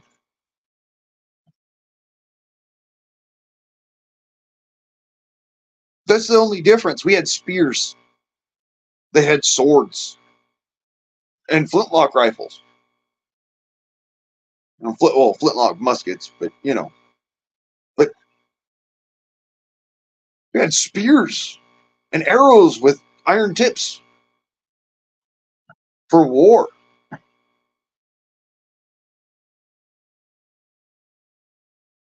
unless it was a sacred war. In which case, if that warfare was in a sacred sense, then there was no iron used. There's a difference between, what you hear in the mainstream bullshit and what's real. And that's traditional. It's really been handed down. Why, when people say, "Oh, well, your grandma, man, only because your grandma said, that's what you believe," dude, no. It's not so much because my grandma said that I'm part Cherokee. More so, it's what she said and what she taught us that makes me believe more so that not only are we Cherokee, but the fucking mainstream narrative is absolute and utter horseshit. That's what makes me believe it.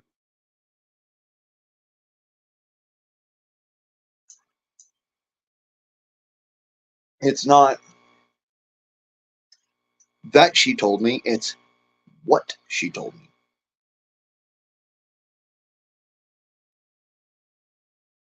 Cherokee people had steel before the conquistadors landed.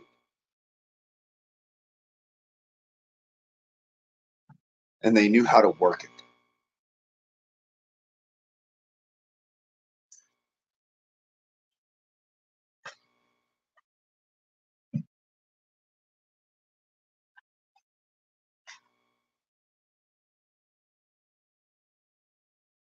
It's just,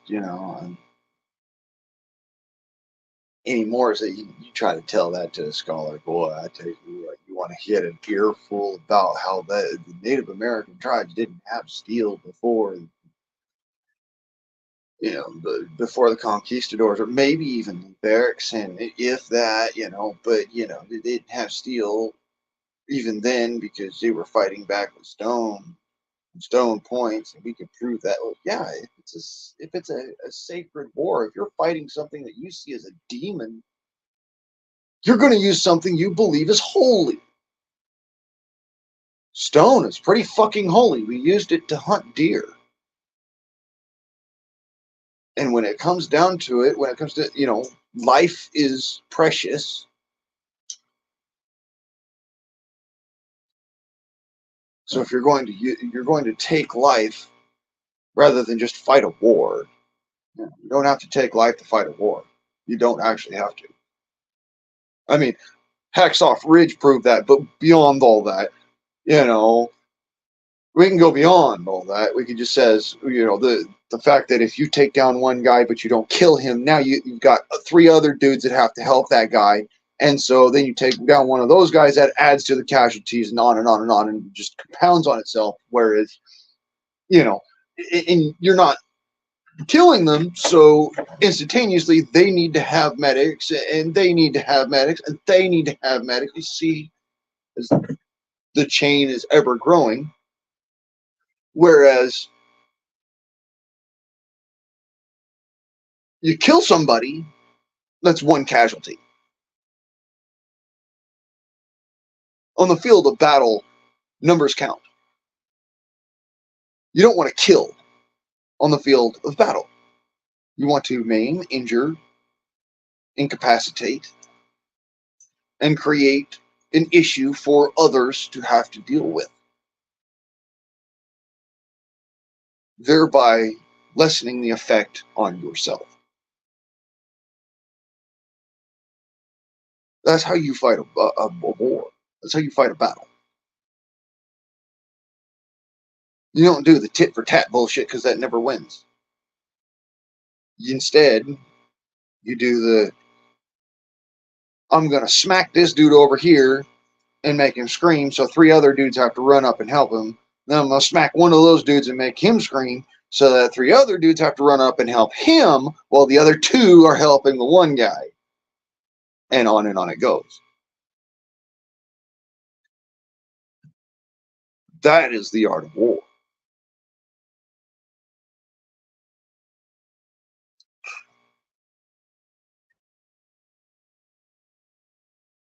Yeah, that's, again, you don't kill, just incapacitate. Well, Eric, took you that sweet ass time.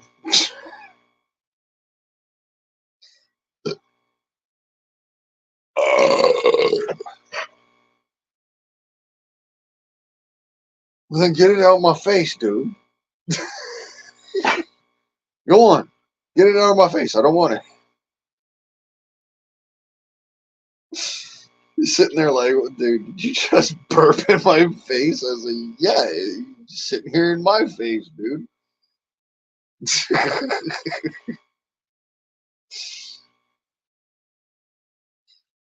Yes, I have arguments with my dog. What?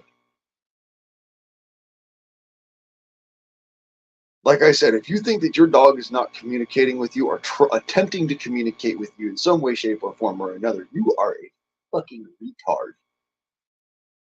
I'm not crazy. You're just stupid.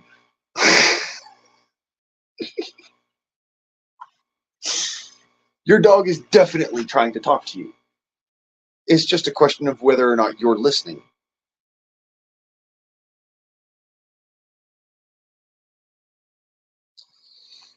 Yay, trust me, I am enjoying it. Holy. First time I've ever seen a pack of smokes up here in Oregon, Oregon and at $8.50 a pack.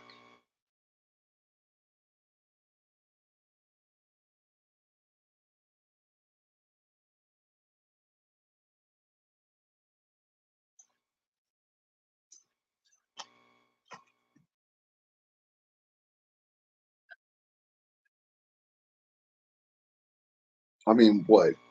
6 months ago, it was $7.25 a pack. And I thought that was kind of a little spendy because, a year before that, it was a $6 pack. It was cheaper, much cheaper. In fact, I moved here from California. I was like, holy shit, the fucking cigarettes are cheap. Because by comparison, they were cheap. One pack. One pack. $8. $9. For a pack of 99s is $9.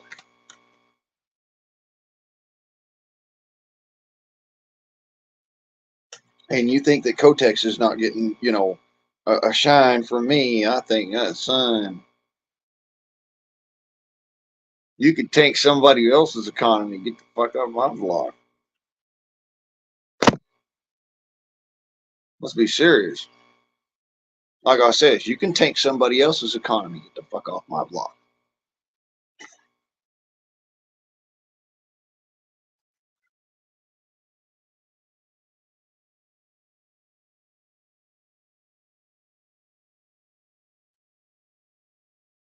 Every time I go to a new somewhere, all of a sudden, like, it's just like, it couldn't be a worse fucking decision in my life.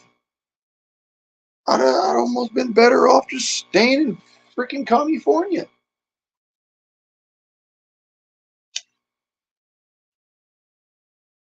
These are all California policies, and they're gonna pan out wrong. Camel filters, 99s, red pack.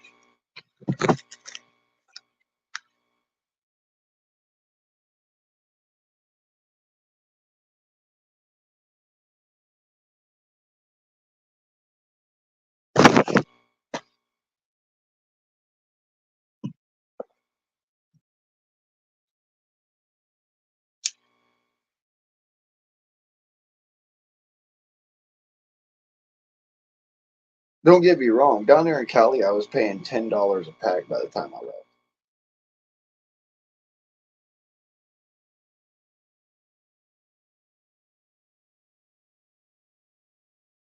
I about lost my mind.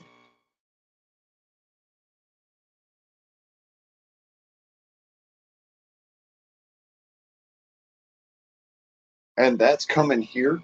No, thank you. I don't want your policies. Don't want your politics. Don't want your problems. I left to get away from that shit. Specifically because I knew my vote didn't fucking count, so my feet would spend my dollars where they're gonna make it work. And then all of a sudden, like,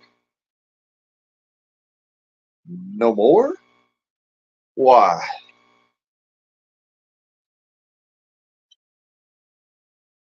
There's a fucking border.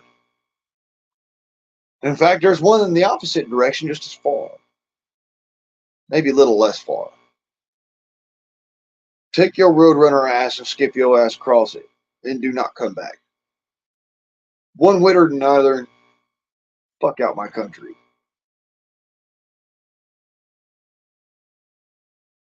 That's some bullshit.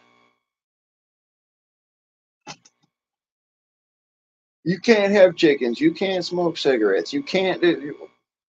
What can I do then?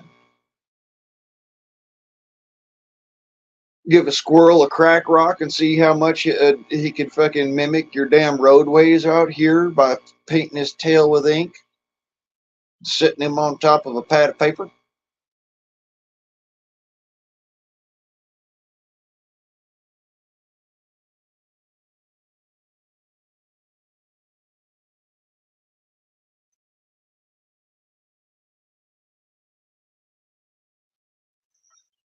Oh, hell no, I can't.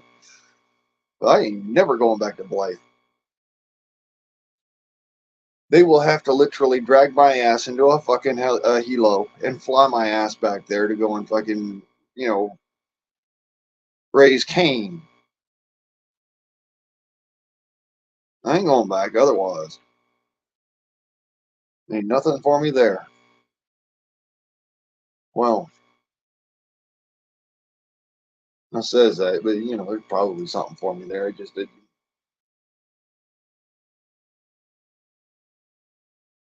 Well, thank you to the place. A lot of the people were actually, some of the people were amicable. They were good people. Place I could not fucking stand. And some of the other people make it unbearable. So, there's your trade off there. If I'm going to have to deal with people that are, unbearable, I at least need to have, a reasonable temperature.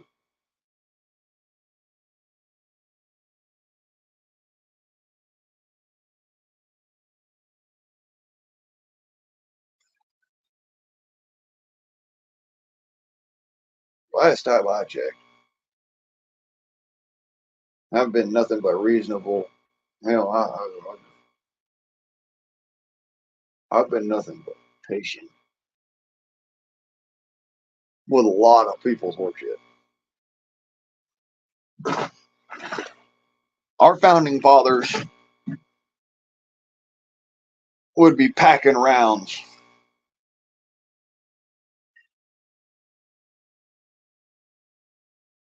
and tying ropes in trees.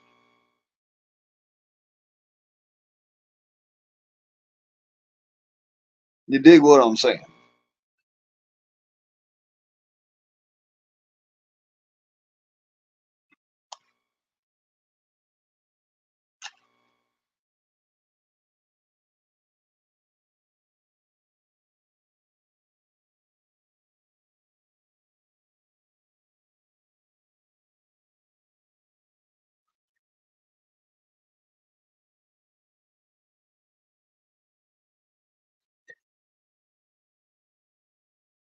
Put it in the words perfect of the preamble.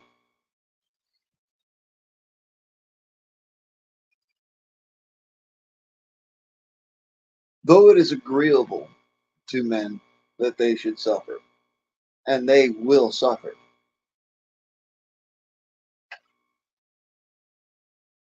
When a long train of abuses and usurpation reduces them under absolute despotism, it is their right, it is their duty to throw off such government and make for brighter future security.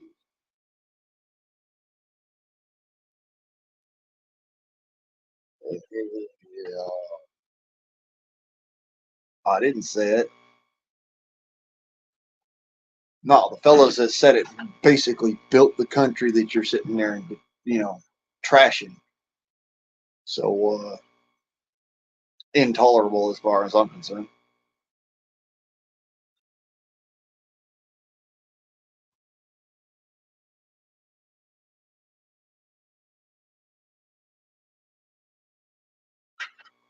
Hard work, determination, and sweat. That is what forges destiny. Everything else,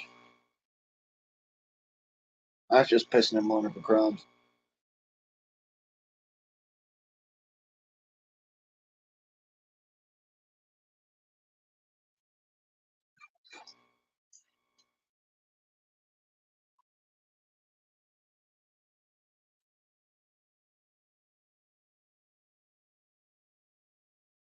So yeah,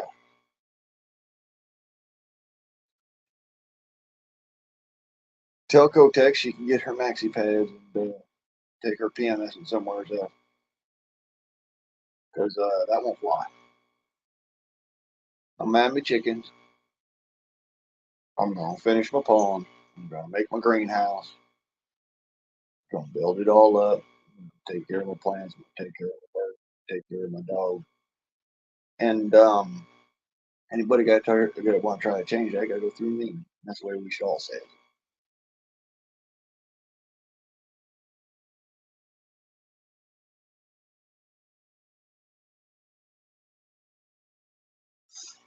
Yep. Yeah. A lot of people are just going to be stuck. I mean, you know how I handle it. If there's something I can do about it, I'm going to do it. Otherwise, I'm going to sit back and say, it's not my problem. I'll wait till it is. Then I'll do something about it. Because if there's something I can do about it, then it's my problem.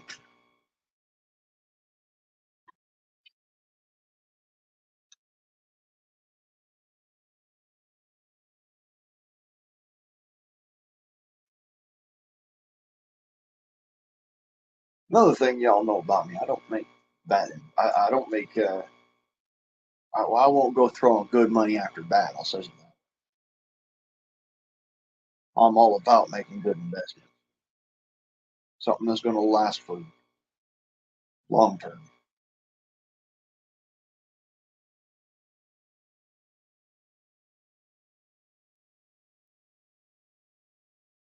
What I'm seeing,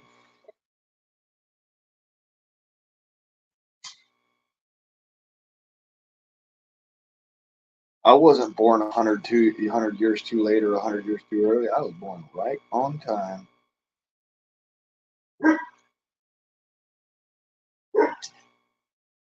You know what? I was born right on time. Because my crazy ass is going to survive this.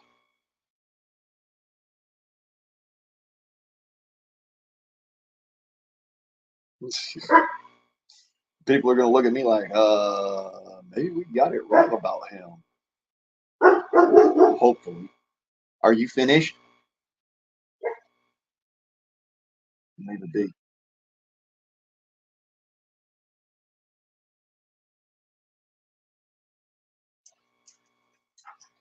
I don't care.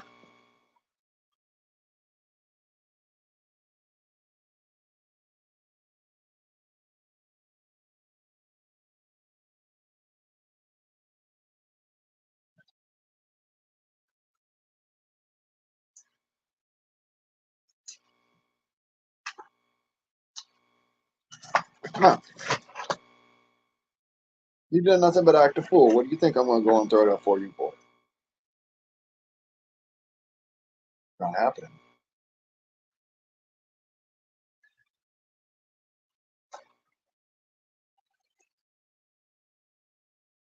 Well, I think it's going to be the 19th century that saves our asses for the 21st. To be fair and honest. When it really comes down to it, I think that, looking back at the 19th century and taking what worked, all the things that worked from the 19th century.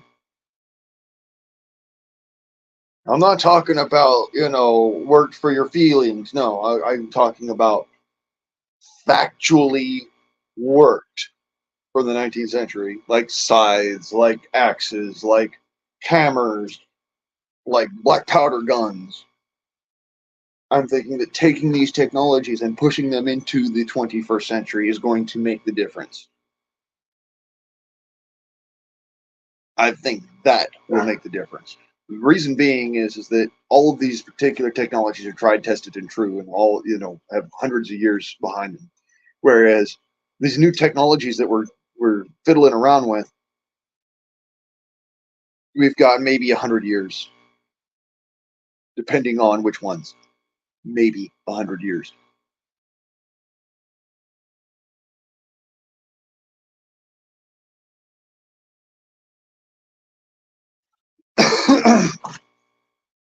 So I think it's going to be a matter of the academics are going to survive, the preppers are going to survive, The really smart fuckers are going to survive, and your average city folk are going to devolve into chaos and looting and marauding and just true chaos. And the folks that are out in the suburbs and the folks that are out in the country that kind of kept a good hold on their roots are going to be a lot better off. They're going to be in a space where, at the very least, they can kind of, group together as a community and make it through it. And at the very most, be able to be completely self sufficient. But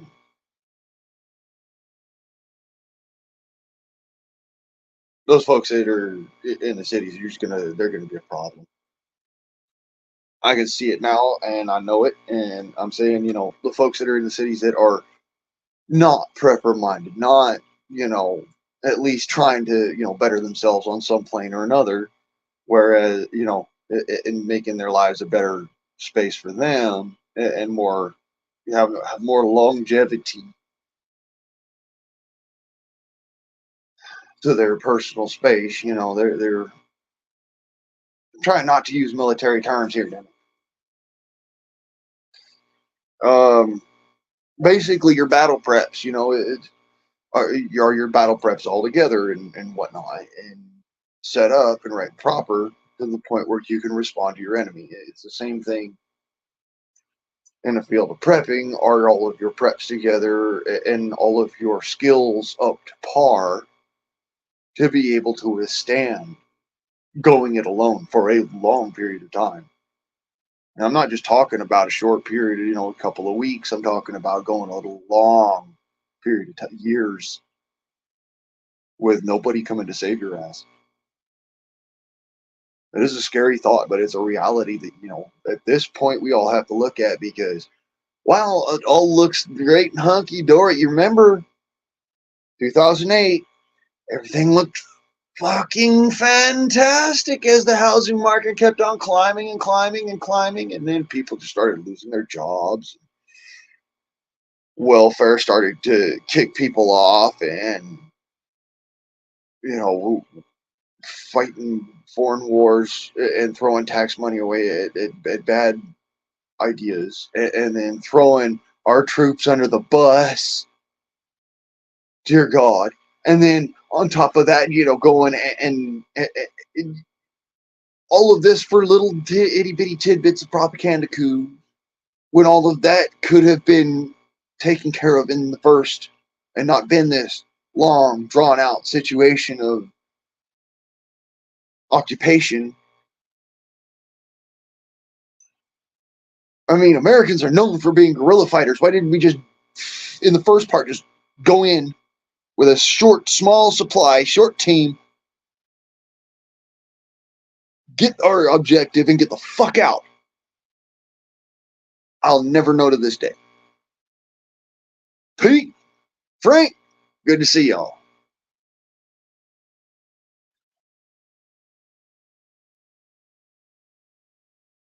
So yeah, um, this has become a beautiful clusterfuck,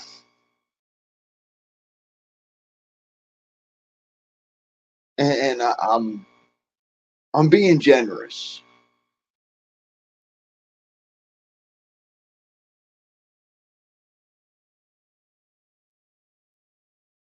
That's what I got to equate it as. It's a beautiful clusterfuck.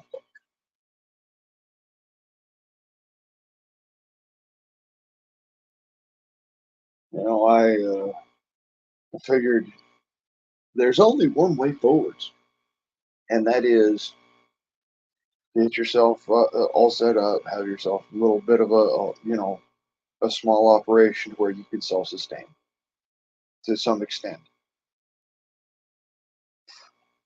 even if you're overtaxing your particular zoning, whatever.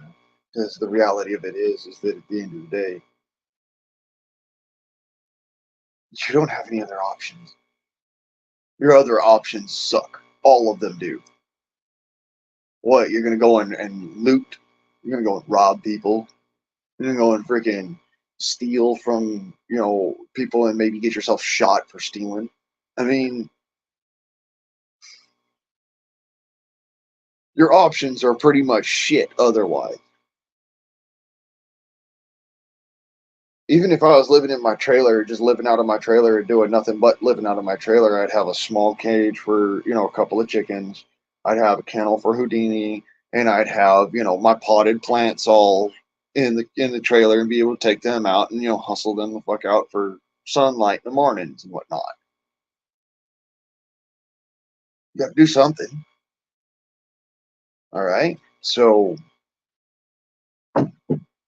it comes down to you work with what you got and make your way forwards. And even if you don't have right now and shit doesn't just go fucking all tilt the world to bullshit, well, that means you can compound. And because you've already started, you've got all this extra that you can start with. So,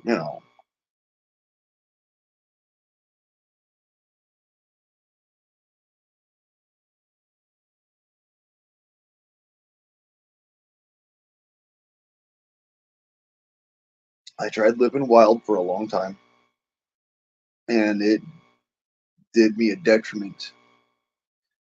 So now I have to find wild grow to turn around and grow that, as well as base produce. And I have to figure out a protein source that is other than peanut butter, because trust me, that shit will make you sick after a couple of jars. And anymore, as it causes me such bad constipation that I end up with compaction, so I can't do that. Found out the hard way a few months ago that peanut butter does not work with me. Just finally said to me, okay, nope, no more peanut butter. I'm like, what? I don't know. I'm not allergic to it. No, you're not allergic to peanuts or peanut butter, but you can't eat peanut butter anymore. Why not? Well, let me show you why not. Oh, Lord. I ended up having some of the hardest turds. Land, well, 3/4 of an acre, rough guesstimate.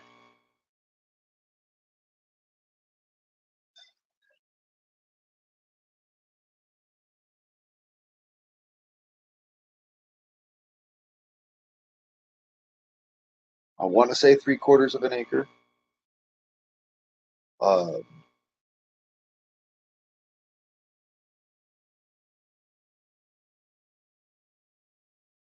and as far as arable land is concerned, maybe half acre, maybe of arable. Maybe less than that. Maybe like a third of an acre of arable.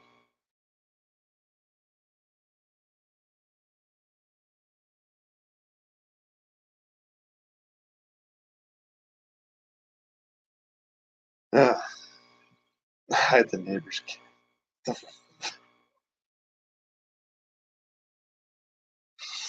Yeah, I'm not eating. I don't care. No, that's disgusting. I'm not eating cat. You have no idea how nasty cats are on the inside. You think they smell bad on the outside.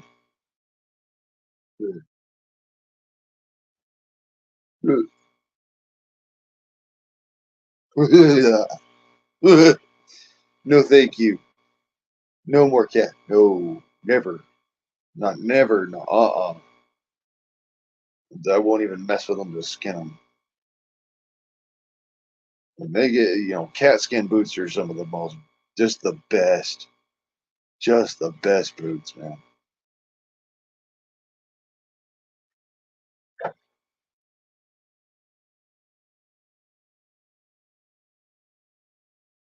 Okay. Well, yeah, you can. Not saying you can't.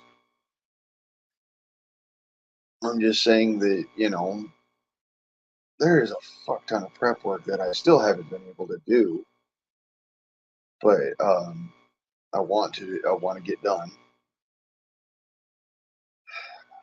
But the way that I normally grow things anyways is, and so I'm not fussing with it, not fighting with it. I need to get the um, greenhouse built more than anything else.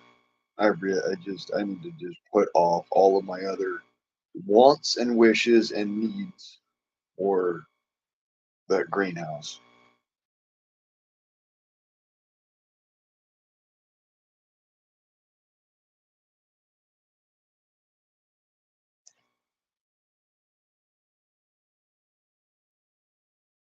Okay, that's something you can work with. How much of it is arable?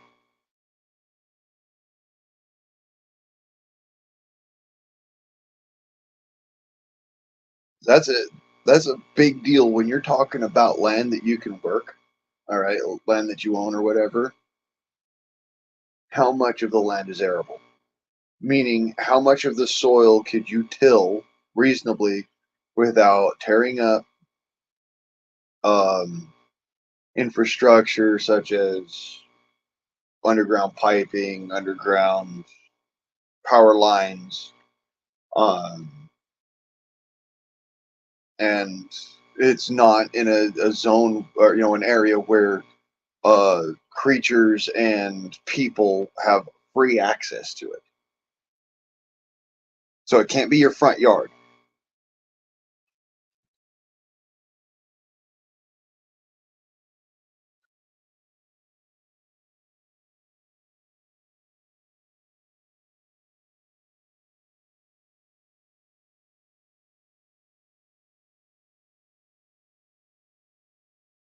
I mean, we've seen the rooftops of certain um, apartment complexes and whatnot could be turned into rooftop gardens, and that's great, fine.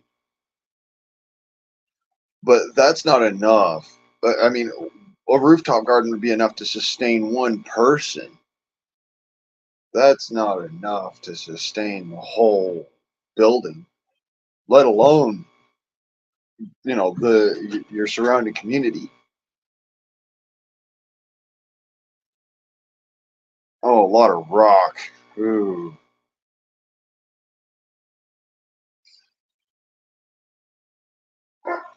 Yeah, that's going to be a big deal.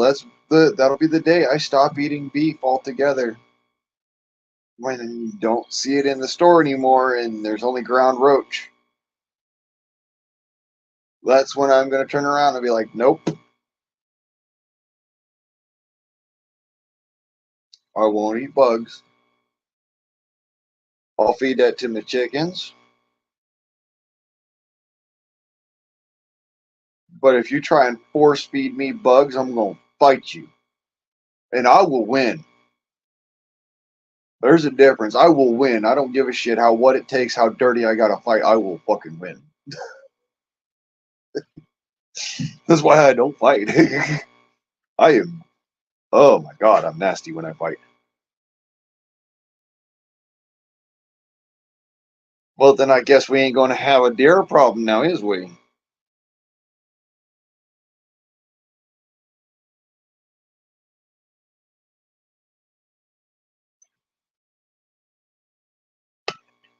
Because they take beef off the shelves entirely. You will see an entire society turn around and go hunting. And if you think I'm lying, test my resolve.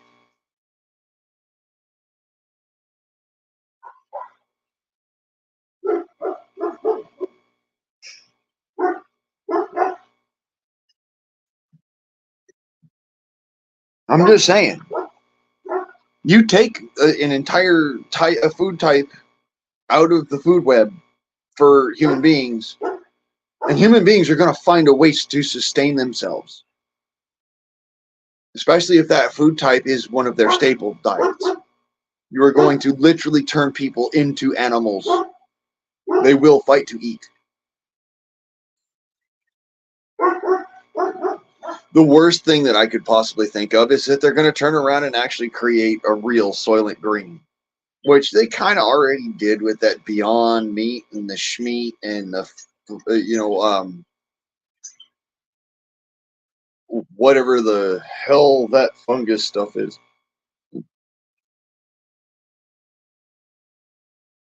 Yeah, wildlife did become scarce in the 1930s. Do you know why? When you force people to starve, guess what they do? They flip you the high hard one and then they go back to their roots.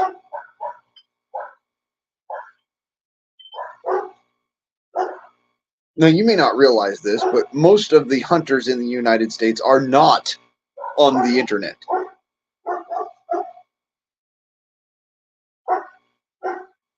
They are not on the internet. Let me reiterate this so you can understand this a little bit better. Most of the hunters in the United States have absolutely no footprint on the internet. Okay?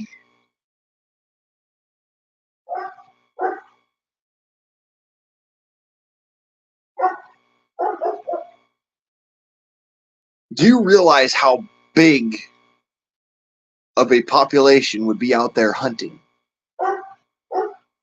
overnight because you decided, well, we're not going to allow people to sell beef anymore because we're going green? Or no, we're going to price people out of beef because we're going green.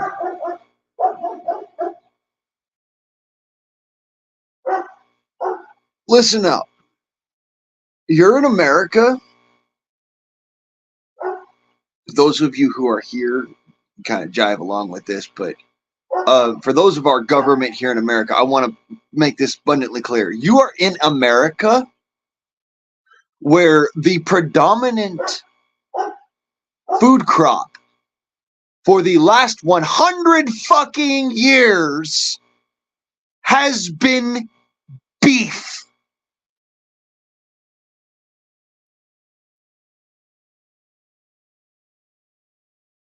Need I say fucking more?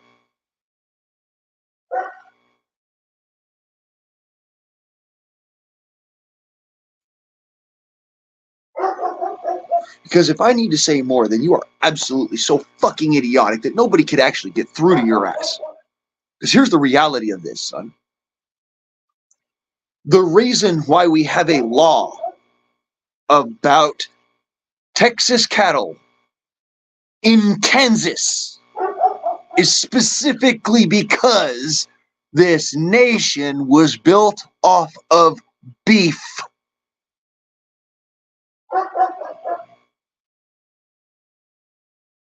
Yeah, we got coal, we got oil, we got cars, we got, industrial power and all that great stuff. Beef, motherfucker. It's what's for dinner. So you're telling me that you're not going to allow people to buy beef after 2030. Do you understand how heinous that bullshit is and how far it's going to go? Because if you think that the movie Civil War was a joke, that shit is PG by comparison to what the American public will do to your ass if you outlaw beef. Do you understand that? Okay. Dear God. Sometimes you just got to speak Hollywood to these people.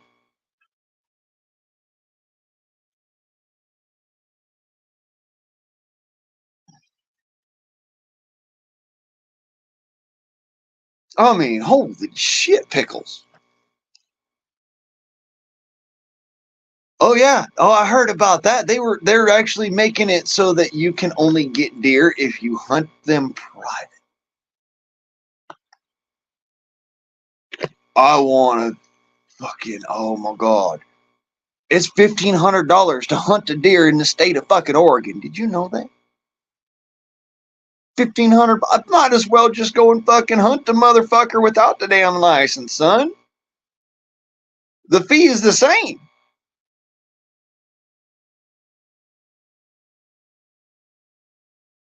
Where the fuck have you people been?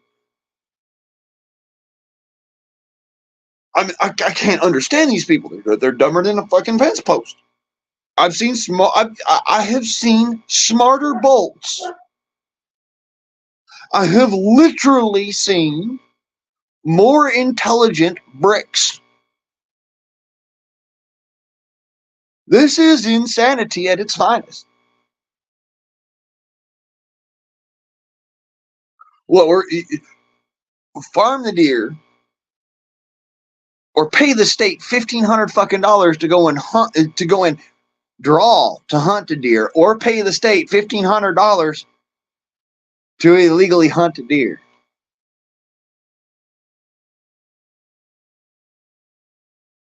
What the fuck are you thinking? Might as well just go fucking shoot the damn thing. It's like, what?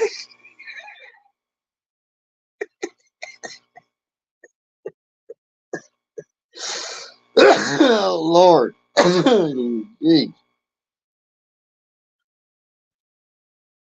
Some people are just dumber than paint. Oh my god. I've seen some smart fucking moves, but that one's one of them. Like, are you serious? Did you just fall out the stupid tree, or is that permanent? I'm just asking.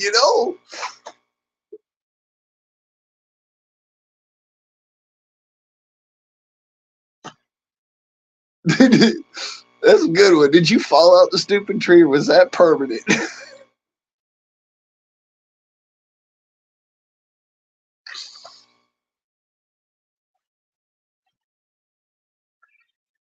Yeah, okay. That's that right there. That's some awesome stuff, man. Of course, unfortunately for them, they still got to go and buy the tags, and they still got to freaking go and you know pay the man all sorts of money to go and hunt on your property. Even in Oregon, by the way. Even in fucking Oregon. So I found out to my chagrin. Got to have a hunting license, even if you're going to do pest control on somebody else's property as an agent for that individual for their property in the state of Oregon. Still got to have a license. Some don't smell quite right about that, son.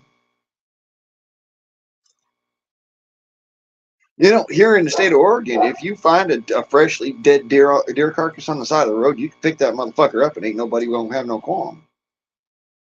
Did you know that? Yeah, you can find a a road-stricken deer that you just watched get plowed by a freaking semi truck. So there ain't much left of it, you mind, but you can pick that up off the side of the road, take it home, and eat it if you want. There ain't no problems with that. DNR won't go.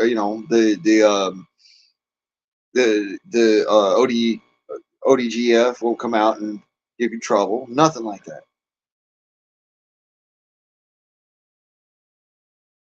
But if you shoot one, it's a $1,500 fine. If you apply for the drawing to get a tag and you're drawn for the tag,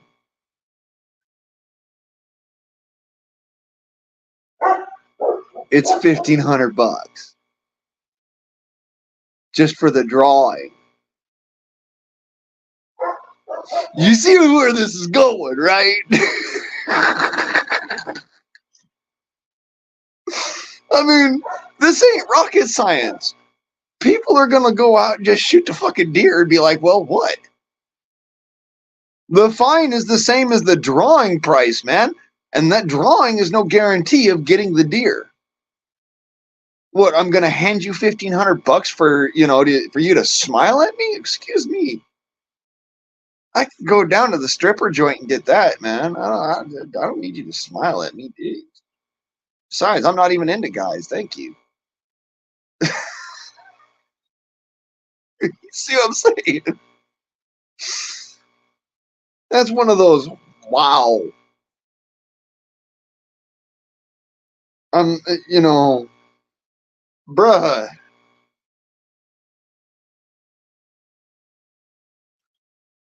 That, and mind you, that's for sport hunting, all right. And you and I know about the BLM 001 sustenance hunting legal right and law, but how many freaking game wardens know that law? You know how many I've known and I've met that don't? I've actually run into quite a few that didn't know that that was actually a law. When I turned around and I helped them to research it, boy, they were all taken aback. They checked my ammunition, they checked my rifle, they checked me, they checked all my gear, they checked to make sure that everything else was correct and what for, and they checked all of my surplus food stock.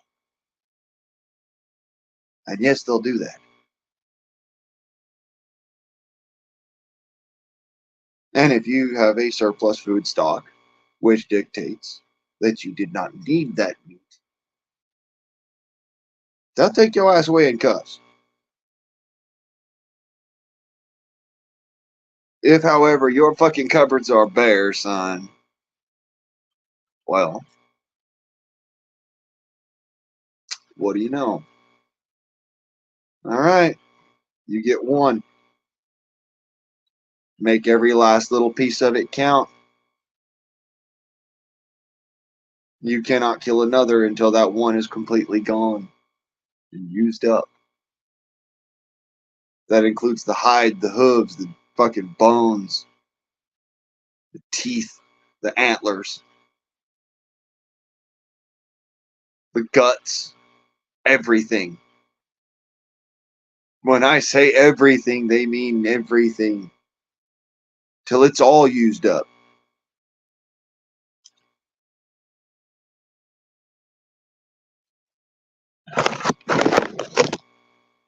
And that's across the nation. That's a federal law. But anyways, no. Fuck no. The housing market is completely out of my reach. Do you think I could buy a freaking house for even for the price of what this one is worth?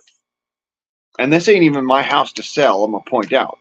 But it just says, for even for the price of what this house is worth, do you think I could buy a house in another state? And mind you, we're talking about the price that the house would sell at versus the mortgage to purchase the house elsewise outright and the interest on the financing. Never forget that part. Because if you do, you inevitably end up spending about 3 times as much. So all paid off all across the board. Not really. Not going to happen.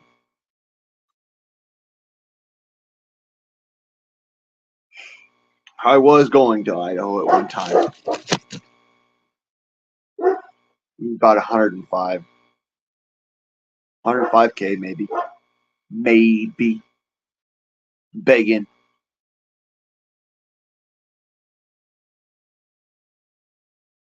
That's, me being very courteous to my mother because I know that, it's just the way that property values are. It's still in city limits, so out here in Oregon, it would be slightly more desirable than less. But that being said, it's a township in Oregon. While it's a tourist township, that does not give much credence to it because it is still a township in the mountains in Oregon. So about 105. A house like this down in LA, 6 mil, easy, right now. Up here about 105K, which it really would not go far as a place out in like say Idaho. Really wouldn't. I was looking, and for the same price as this house is right now, I could buy something smaller in Idaho, about a 1 bedroom apartment for about 5 years.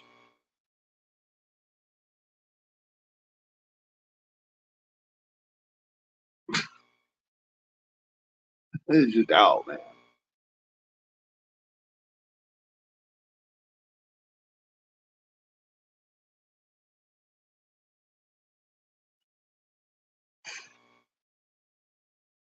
And again, it's not even my house, so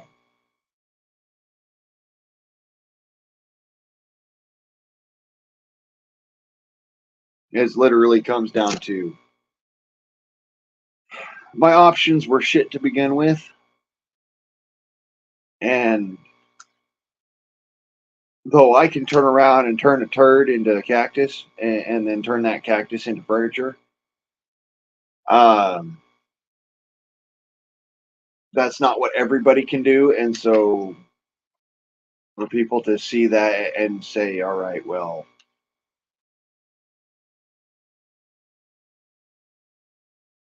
you were looking at something for like, 40 grand, and 40 grand was basically what this house would have been at the time.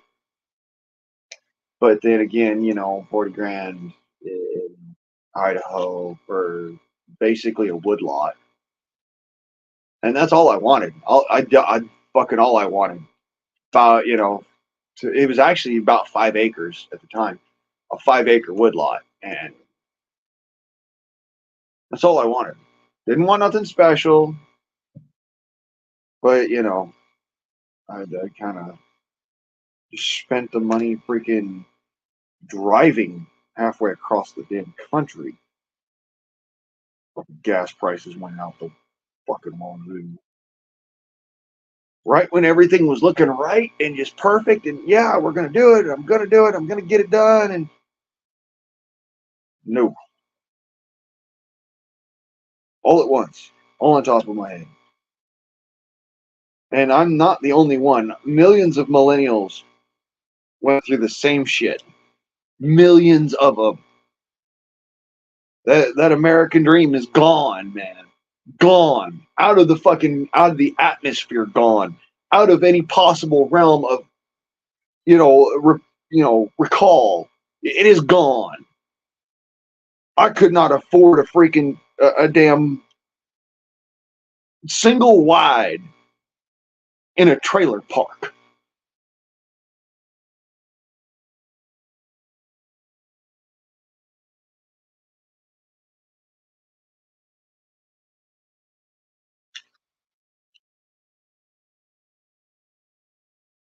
So, well, Mr. Biden, in your hole, the economy's doing great. You know where you can stick that.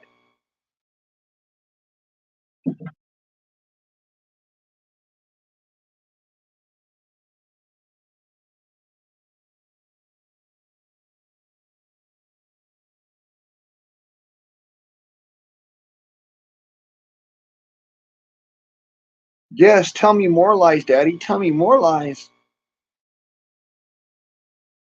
Yeah, Bill Gates owns all of it now.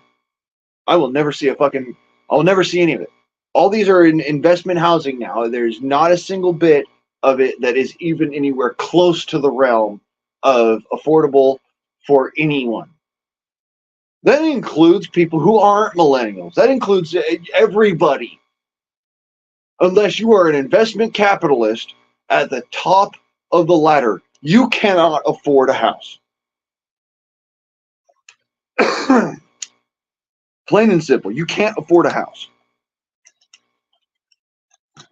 Even I'm almost says, baby boomers, y'all have been saving all your lives, all right.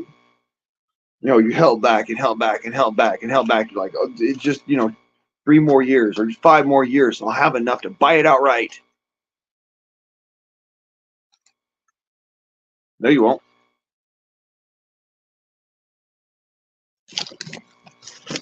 You are not doing anything without a financing company. I guarantee it. Unless, like I said, you are a Fortune 500 venture capitalist, got all the fucking money in the bank and all the fucking banks in the world on your side. You've got a yacht in the freaking Caribbean. You are not buying. Unless you've got all that shit already, all that extra collateral, you could turn around and just fit it away.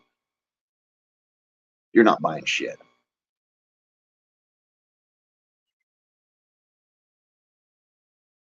I don't care how well off you think you are. You could be making $100K a year. You're still not fucking doing shit. You're not buying a house. You know why? Because that $100,000 house is $500,000 when you're done with the financing company.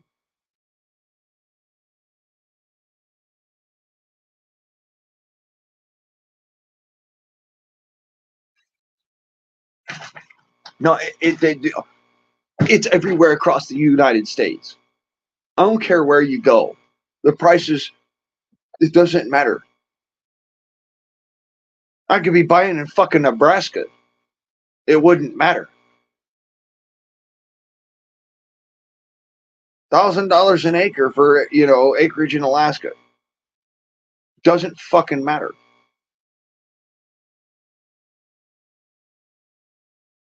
At the end of the day, 5 years ago, it was $18 an acre in Alaska. At the end of the day, in Nebraska, it was $40 an acre 5 years ago. That's 5 fucking years ago. Do you know how much it is in Nebraska now? Try $4,000 an acre. It is insane. It is 1,000% inflation, and there is no arguing this. We have gone well beyond stupidity.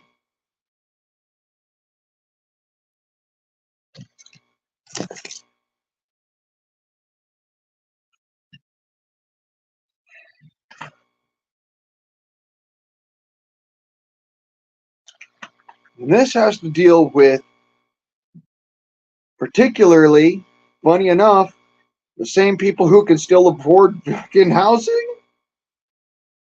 Yonder venture capitalists, the only ones who are to blame for this. Those of you who went and bought houses and flipped houses for a living for decades drove the housing prices up so far, nobody can buy a house anymore. Hell, you have to finance a car.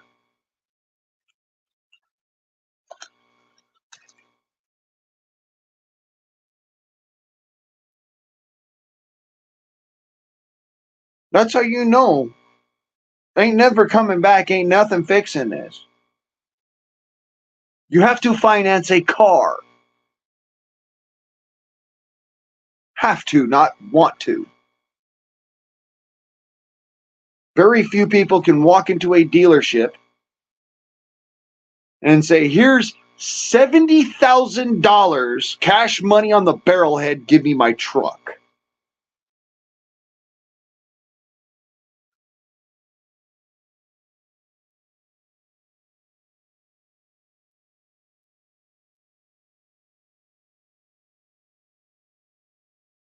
We're already beyond that, Pete. We are already beyond 50% of the country being homeless at this point in time.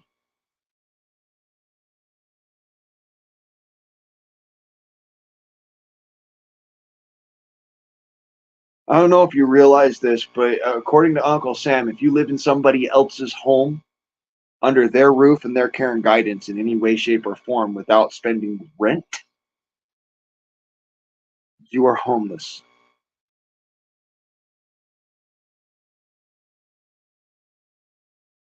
That's the law.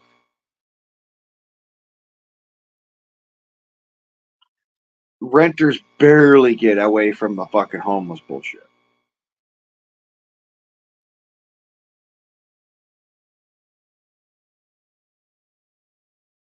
I spent more money in my life just trying to make my life into something that was livable than a house would cost right now. And I'm talking about a house with all the amenities that I want. If I would have gone bare nuts minimum and just fucking degraded myself to absolute chicanery and ended up freaking living in shit my entire fucking existence in order to scrape my knuckles against a freaking engine block every day,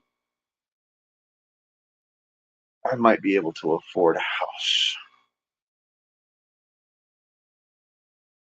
If I didn't buy a car, even though I worked on everyone else's. You see how this rolls. There is no good way around it. This was engineered from the ground up. It's the only conclusion you can come to after you sit there and looked at it from the outside in. This was engineered from the ground up.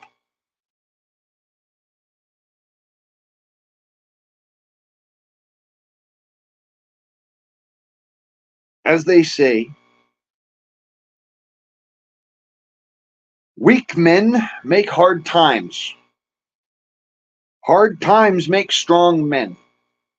Strong men make good times. Good times make weak men.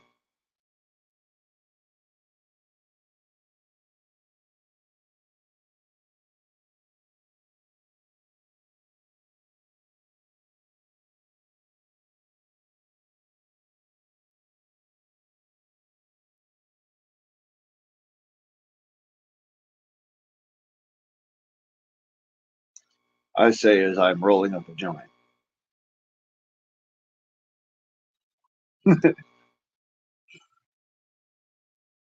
Bit of a pinner, but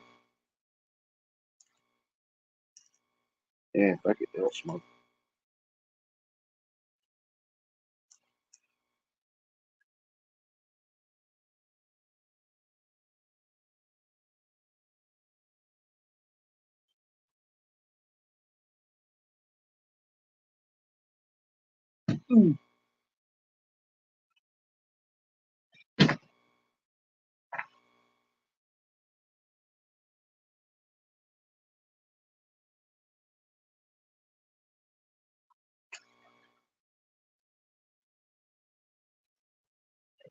Yeah, by then it's way too late, Pete.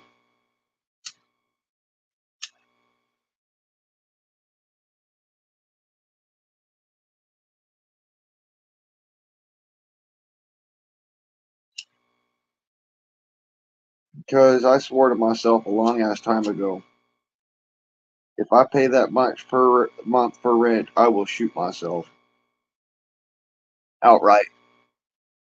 I will never pay that much for rent. I would rather live on BLM land and literally pay nothing and get nothing.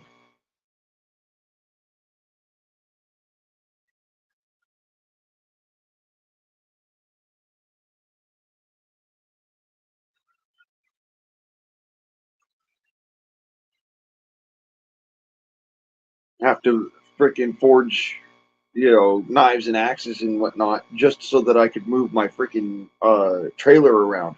Because let's be fair and honest, 2,300 a month is beyond even my capability working at a job that I am most efficient at, which I am a damn good driver. I'm a very good driver, and so I do well as a delivery driver. Uh, the job that I'm most efficient at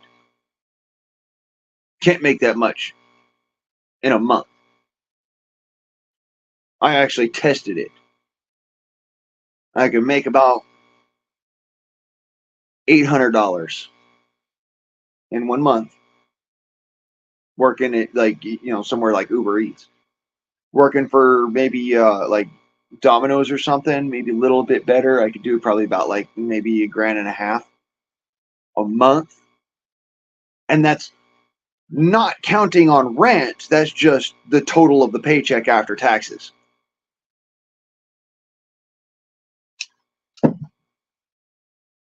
In my opinion, that is absolute and utter insanity, and I will not take part in it.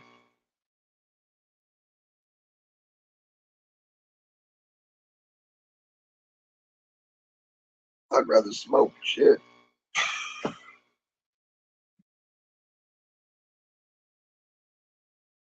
I'd rather die. Put it that way.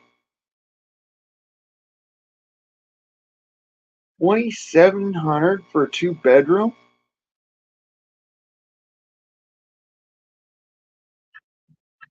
Jesus.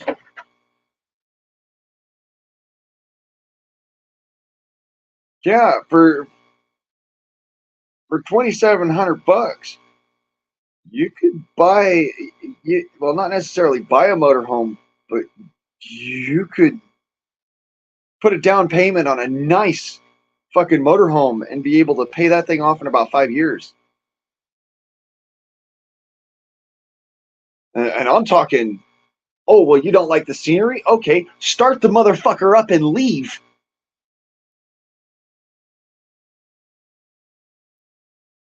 You don't have to pay for a new house.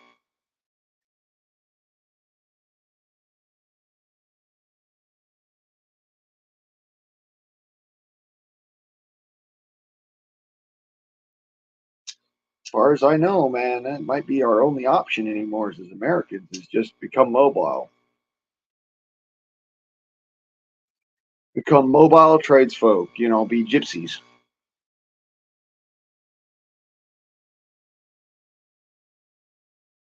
I don't think that the gypsies would take that very kindly, though, because, they have their own culture based around that. And somebody edging in, that's not necessarily a great thing. And you got all these tradesfolk that are going to all of a sudden be in that sort of a situation. I mean, those folks who are, they're gypsies, and that's the way that they want to live their life. They're going to turn around and look at this new influx as like competition. What's the last thing you want to be in a survival game? Competition.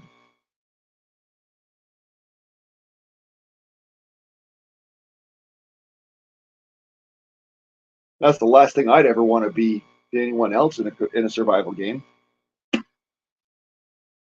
There's a reason I went after, I went towards small game animals and, knowing my way around a small game setup was specifically because I don't want to be competition for any other human beings. I want to be playing my own game, doing my own thing, all the way off on the other side of it all, and not be even attractive to somebody. You know what I'm saying? But at the end of the day, that's what's going to end up happening to people for the most part is they're going to be forced to become mobile. And, you know, being mobile and transient in the United States is a crime. I don't know if you know this, but across the United States, in different jurisdictions, it is a crime to be transient, meaning you are in between places. Like you just left your house over here and you no longer own that house, but you've not bought a house over here yet, but you're transitioning to that place in order to be able to afford that house to be able to do that. It's illegal to be transient. That is a fucking crime in some states, namely New Mexico. Did not know that. By the way, I found that out to my chagrin.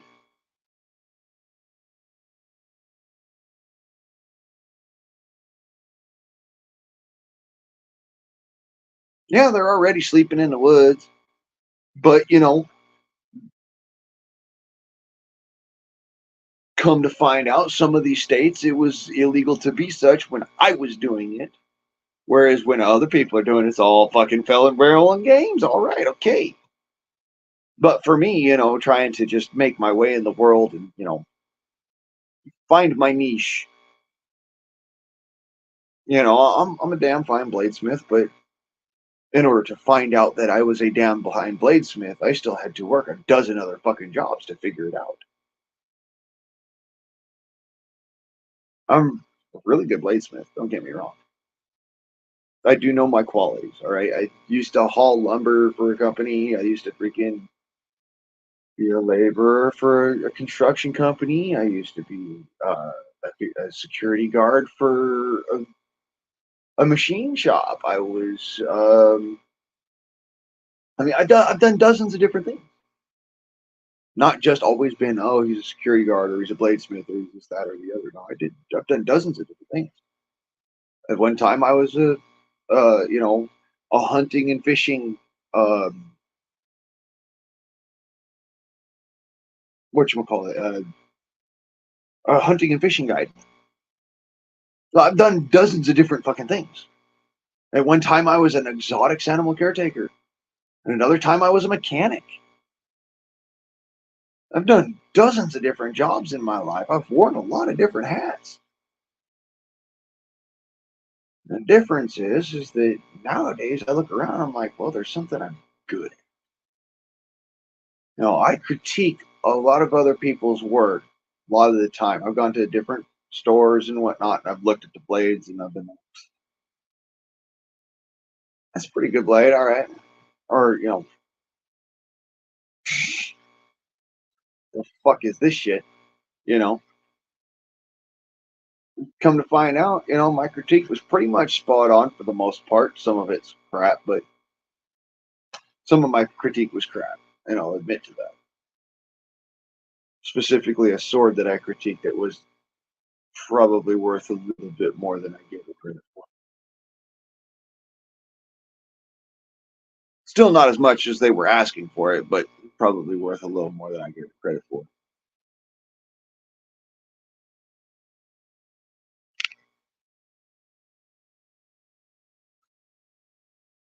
Yes, 2 weeks. You're absolutely correct. That's National Forests and Bureau of Land Management Properties.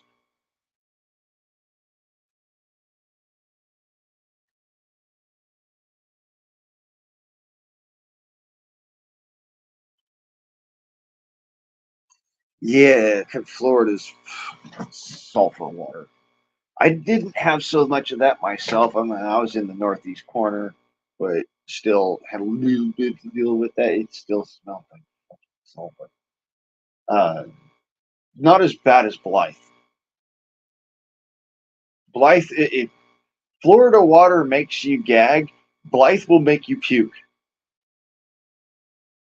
I'll put it that way. If you've ever been to northern Florida and northeastern Florida up there on the most northeastern tip out there in Amelia Island, you tasted that water and it's relatively clean, but it's still got a sulfur background.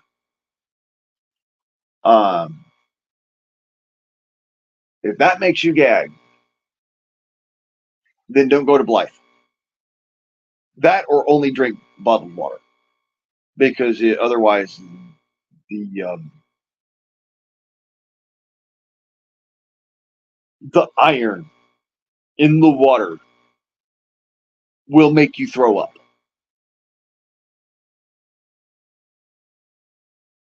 The amount of iron sulfide in the water will make you throw up. It literally, especially if it's hot water, it will smell. It smells like sulfur, rotten eggs, and metal.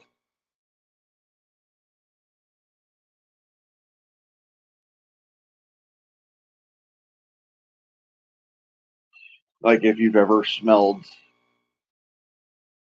what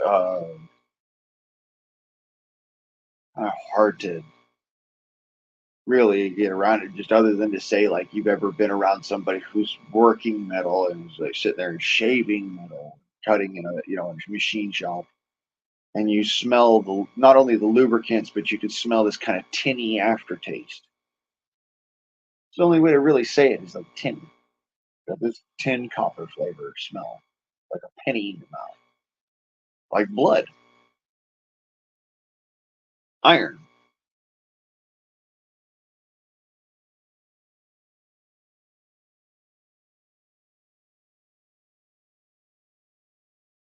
Man, that iron sulfide will kick your ass out there. Make sure that's loaded.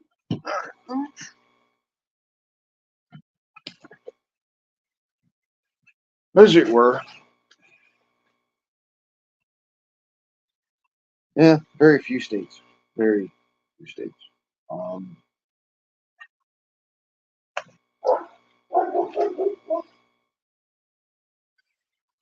few states have clean water sources. My cousin says. Those few states that have a water source, like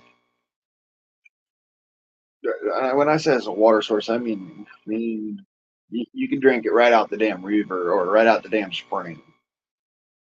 You know, most of them are coastal states, and most of them have mountainous, rocky terrain. So, and I says most of them because there's some of them that actually have relatively all right, okay water, and funny enough, they're just fucking completely flatland. It's the weirdest shit. But yeah, most of the states don't have the cleanest drinking water. Some of it has to do with environmental factors. Most of it has to do with environmental factors. Some of it has to do with man-made chicanery, shenanigans. I swear.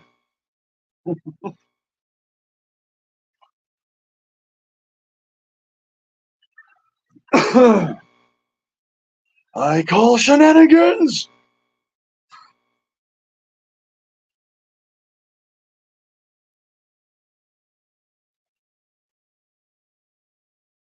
No, I wasn't calling for shenanigans. I said I call shenanigans. No, I'm not playing with you right now, Houdini. Go on. El Devas Dolphin. Go on. What do you do? Don't go yelling your head off.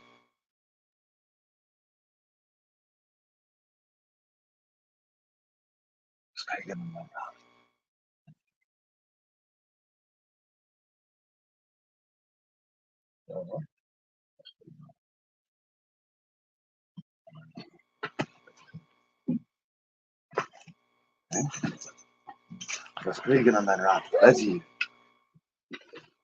That's you.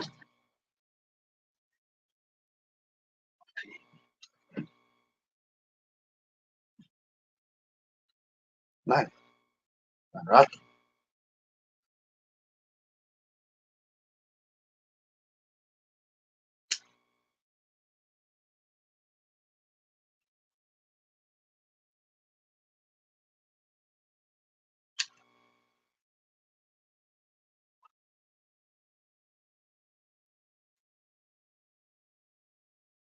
Well,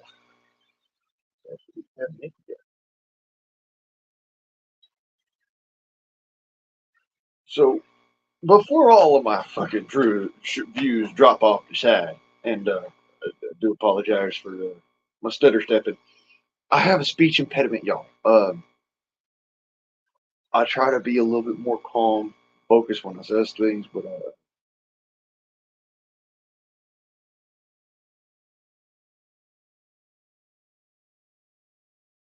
I have a speech impediment. It is hard for me to form words appropriately anymore. I has a broken jaw set. Makes it easier when I talk in a little bit of country fried, you know, but still at the same time, it don't pay no wonder when I'm sitting there trying to articulate things you know, when it says articulate, I mean, I wish to speak appropriately about a specific situation. The part and parcel of my speech impediment is my accent. other part of it is that the accent actually helps me get to the thought. But to articulate what I says, uh, to articulate what I say, if I drop the accent, I really try to talk, speak according to proper English. Why? Why? Why you gonna take my music? I have a speech impediment, which makes it difficult for me to speak unless I am speaking with an accent. Ai, é do basal thing that's in. I think it's got basal. Basal thing. That's in.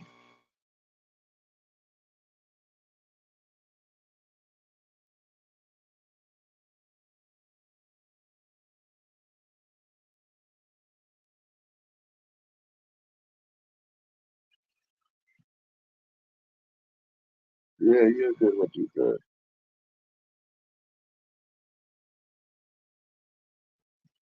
I'm almost on that level myself. I'm almost about ready to call it. Just go into night mode. Ready up everything for tomorrow night. Go in, go sit down, write a couple of pages in my book and fall asleep. It's about how I handle shit.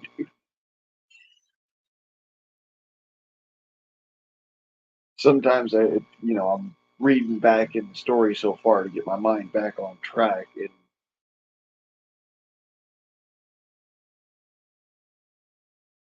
sorry,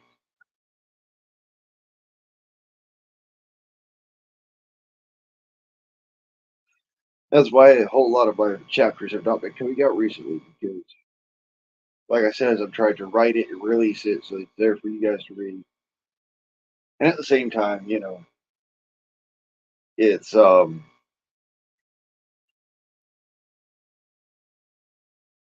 I'm just releasing it up until it's released in stores, and then it'll disappear,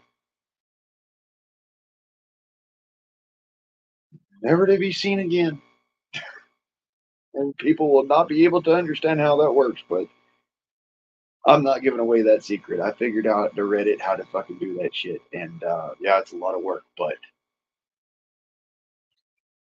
I know how to make things disappear forever,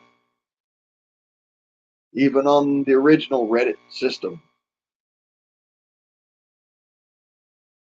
When you delete it, it's deleted forever and forever gone.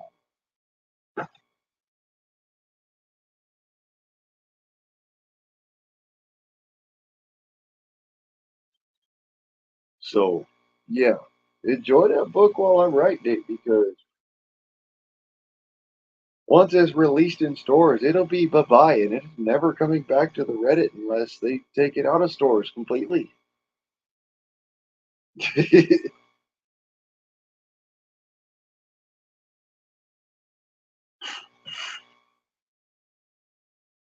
So, yeah, enjoy it. I'm writing it because, it's a passion of mine. Make a fictional story before I go.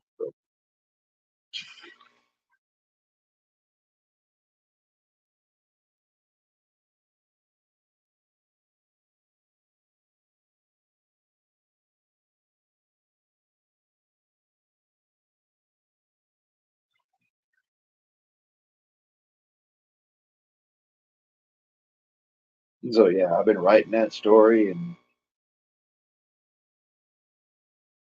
trying to figure out how to work the sword. And I'm not going to choose. I'm not going to do that cheap and dirty. I'm not that kind of writer, y'all know me by now. I'm not going to do that cheap and dirty. But I'm gonna bring some swordplay back into it before all said and done. And see here. Otherwise, but Yeah, things are coming to a fold.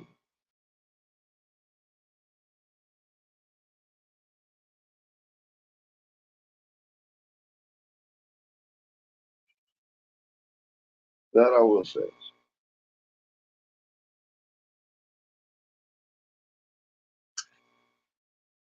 There are two books after this particular one, and that I'm currently writing right now, and uh, something gives me the idea that one of them is not even going to be about the main character.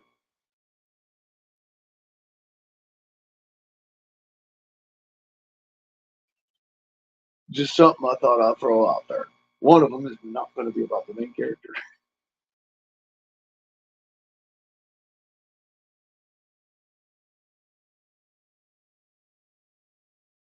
but in the timeline that it's released, it will make sense to the story.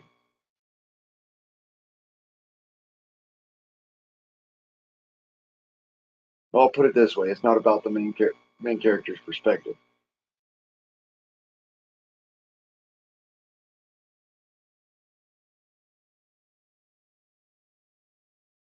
because I worked really freaking hard for this whole aspect of how this book is supposed to be structured.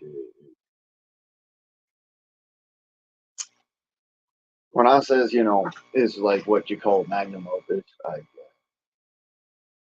I'm, I'm not even going to call it that. I don't want it to be my magnum opus. I don't want it to be the be all and end all of it. I want to continue on doing other. Maybe I don't know. I know a couple more books, but it might turn out being my magnum opus just because of how much work I put into it.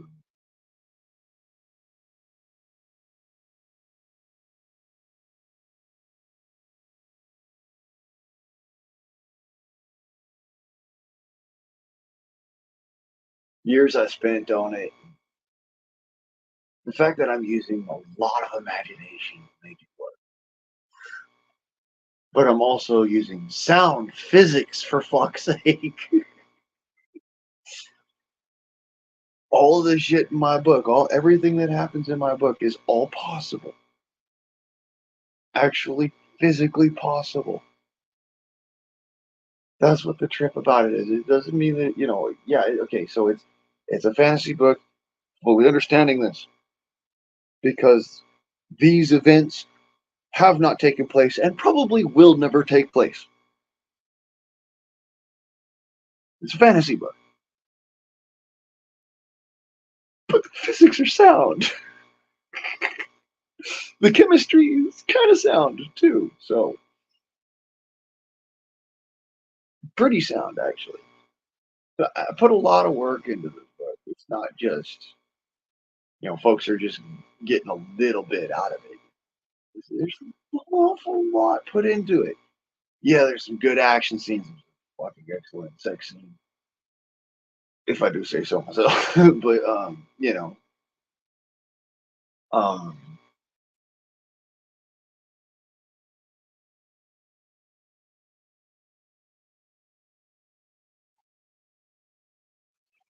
at the end of the day, the storyline is good. It actually holds to a specific storyline. It still has a lot of fucking plot twists, strangely enough, and it still fucking pans out. I can read it from beginning to end and not be like, all right, nah, fuck that shit. I can actually read it. This was impressive. It's like, wait, you went through this shit. Wow, what the fuck? Wow, holy shit! Hey, you can do that shit. That's cool. It's like all these different things, all fucking possible, all plausible,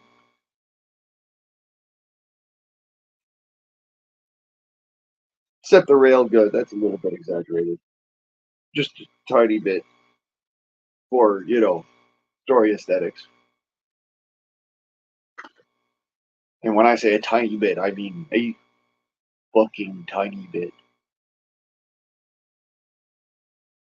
And if you know where that particular exaggeration is, good on you because you've been reading and keeping up and following along.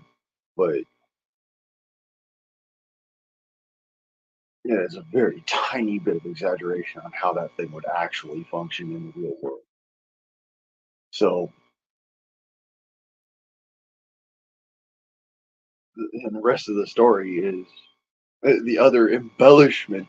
The real fucking embellishment of it is that because the guy can't have kids with his own species, he has kids with a different species because it's the only possible way that his genetics work. It's like it's the only other exaggeration. All this other shit works.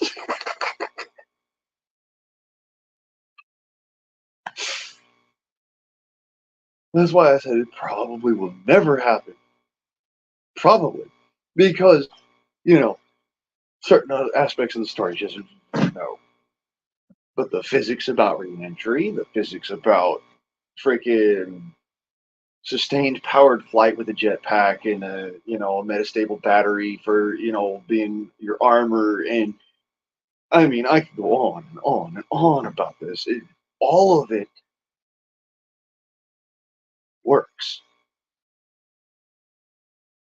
Actually works. Like, you could build all of this tech that's in this story and all of it would work.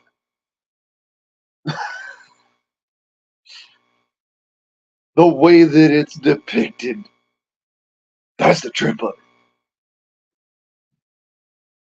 it. All right, Frank, you have a good night, brother. But like I said, for those of you who are reading and following along with my live streams because of that, this part's for you. Um,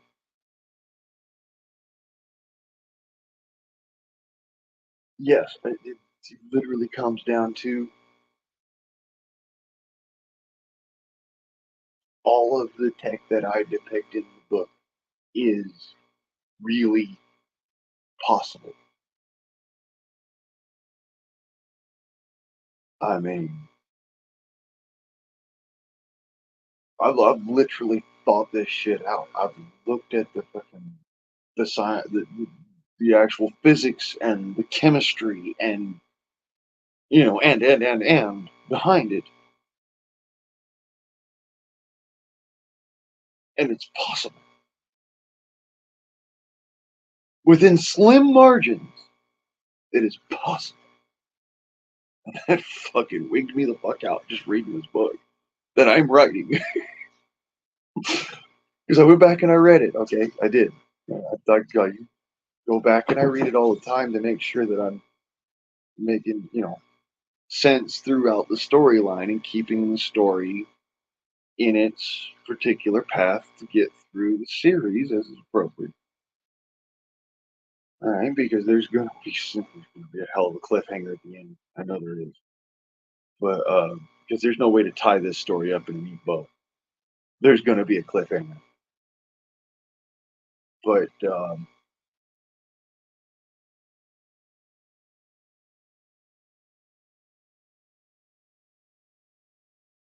yeah, the trippiest part of it is all of this tech, all of it is not only physically possible.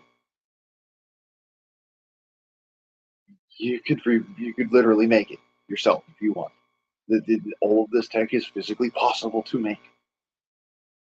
A hammer that vibrates as you hum and therefore becomes lighter because it's utilizing sonic frequency in order to create an electrical discharge which reacts with its magnetic resonance with the atmosphere around it, making it lighter. This is actual physics. It's actually possible. This is what is blowing my mind. I fucking sat there for days thinking about this. Like, Mjolnir. Not only how do I incorporate Mjolnir, but how do I make it work? Not only according to the legend, but according to the physics. How do I make Mjolnir work? Lo and behold, resonant frequency.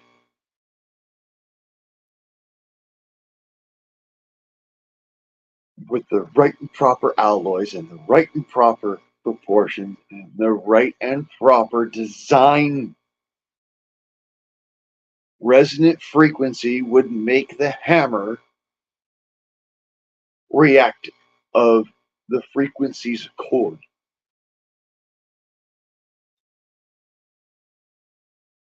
Which means you could call the hammer to you. You could make lightning from it. You could, you know, have that indomitable weight where it's almost impossible to lift because it's a fucking magnet.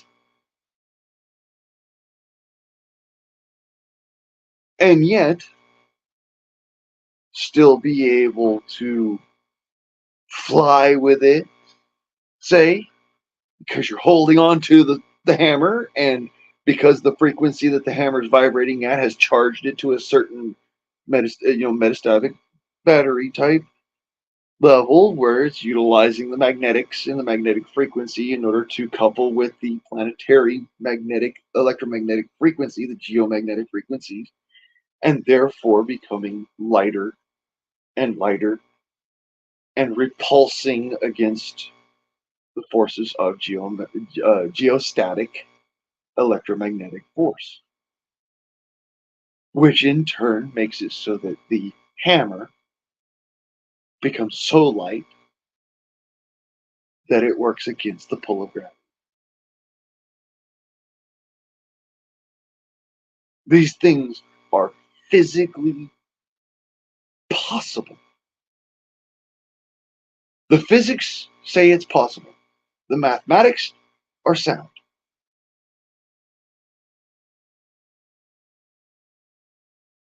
It's just a matter of, real world, in your hand proof. And half the proof's right there. Half the proof is right there. Okay? This is building this sword is what brought me to the understanding that it is possible because of how this sword acts when being used. It has a life of its own. It acts like it's got less weight to it when it's more charged. But if you point it at the ground, it wants to go to the ground. And nothing that you do can stop it. I've actually, at one point in time, I was sitting there holding it like this, and it was charged, and it just flew out of my hands and hit the ground on its own accord. I did not do this. It just went, pulled my hands forwards and jumped out of my hands and went straight down to the ground. And when I picked it back up, it was heavy. Like as if it hadn't been charged, like nothing, there was nothing, like it was a bar of steel again. Just a weighty piece of steel and not light. I swung it around a few times, got it to build up some static electricity, and then it livened up and it became lighter and more wieldly and just more active in the hand. And by doing that, by getting that charge going, I realized that it was the sword doing it. My arm was not doing this. My muscles aren't doing this because, let's just be clear, I have lady wrists. I have weakling arms. Okay? I let the tools do my work. I've always let the tools do my work. So when I do things like this, when I'm looking for, a combat ready kind of piece of steel, I want it to have a reactiveness to it, happiness to it. And if it does its own sort of thing, all the better. Because the more it wants to stay in my hand and be a wieldly weapon, so forth, the better off the sword is. Well, the same thing applies to the hammer. Now, I've noticed that a steel hammer is fucking heavy. There's no getting around it. You can kind of get it to vibrate with the strike speed to the point where it will want to jump back up and come back to you, even with soft steel. All right. But you got to get a rhythm going in order to have it have that vibration to it. And it will actually pull itself up. If you have enough force going behind it, it will pull itself up. Almost. It'd be almost effortless after a certain amount of strikes. This got me thinking.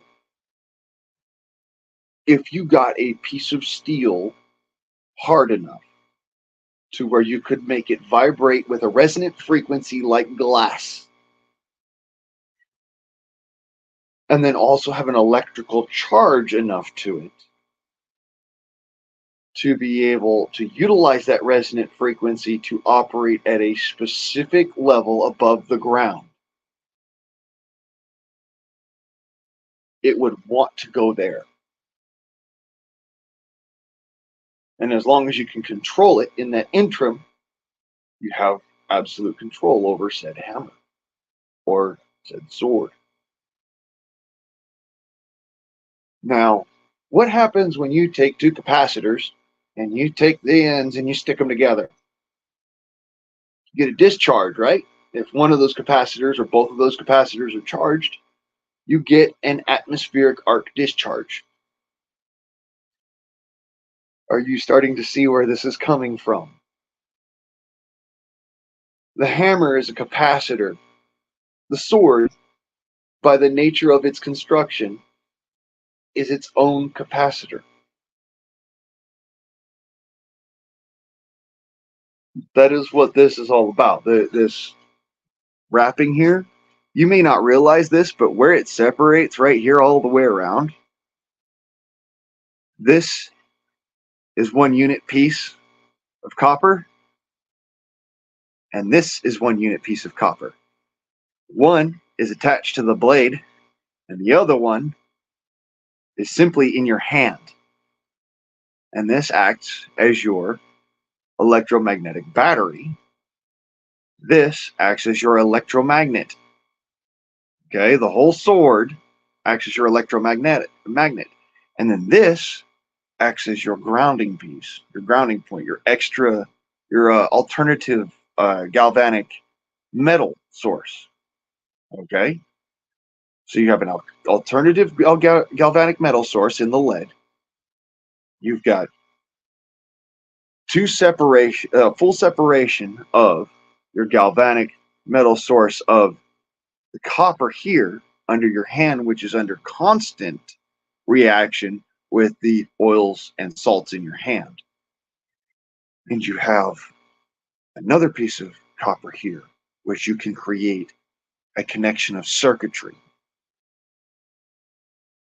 And now it has its own electromagnetic frequency all the way across the blade. And you can shut that off by letting go.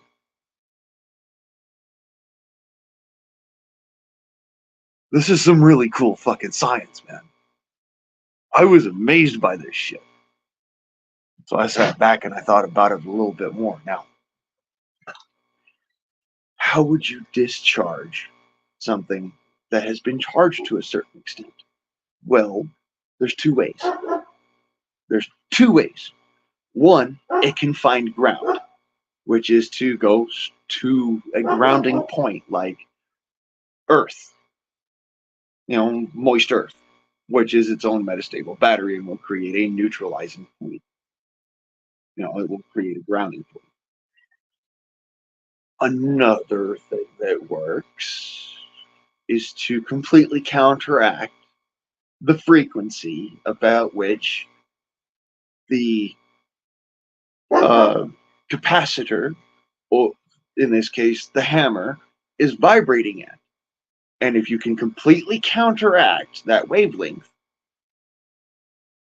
it cancels itself and comes to ground, to neutral. So by hitting the right and proper frequency to charge it, the hammer would become lighter. by hitting the right and proper frequency to discharge it. The hammer would discharge a bolt of electricity into whatever atmosphere it's around it, and then return to its neutral state, being heavy, wanting to go back to ground. And that's why in the book, it's a low hum, because you're neutralizing, you're actually taking it to a negative, uh, a negative uh, resonance to what the earth is. So you're giving a reactive force instead of an attractive force. Okay. You're getting your reactive force out of it. And then to discharge it is a high pitch frequency. And that high pitch frequency drops it back to that neutral point, and it wants to go back to the high pitch frequency of the ground.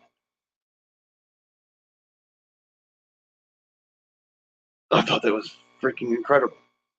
And by doing that little bit of math, of course, for me, it was in my head, but, I'll probably spell it out somewhere, maybe in the book or maybe later in like some of the fan stuff or whatever, but I'll spell it out for you as to what all the mathematics of this are. And it's incredible how this works. You can make Thor's hammer. You can make Cuchulain's sword. You can make the Stormbreaker from the book. All of this shit is fucking possible. It has me fucking weak the fuck out. Like, this is actually physically fucking possible. I looked at the physics, I looked at the math, and it's real. You can do it for yourself. Please do so. I would not want anybody to take me at my word on this. Go out, learn, enjoy, find out for yourself, but it's real. The shit works. I mean, the math of it, the math of it is more than anything else points out that it's physically possible. But simple experimentation you could do in your own house, backyard or whatever.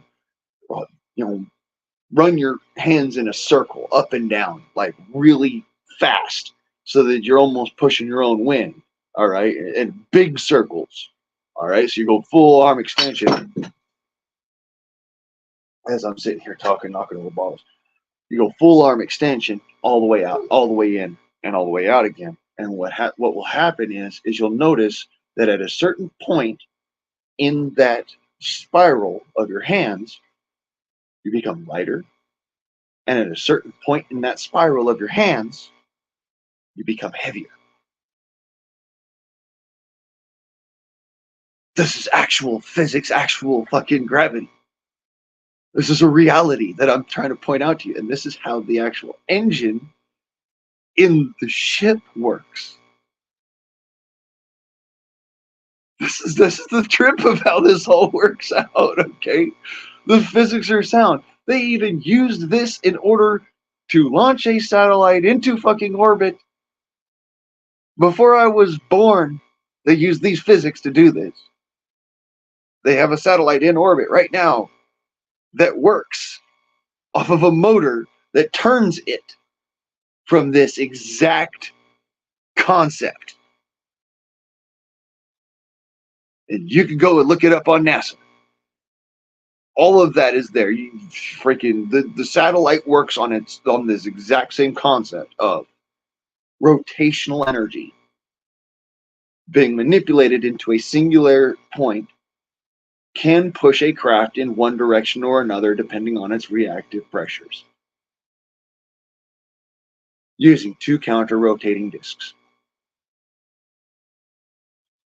You create your own field of kinetic energy within the craft that acts upon the craft.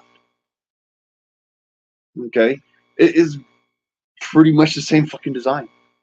As my little foray into thinking on how could I work in a frictionless environment to introduce kinetic energy to move a craft without using rocket propulsion. That's what all this came down to. This was like, here's the think tank idea. Um, Figure out how to move something through a frictionless environment without rocket propulsion. Okay.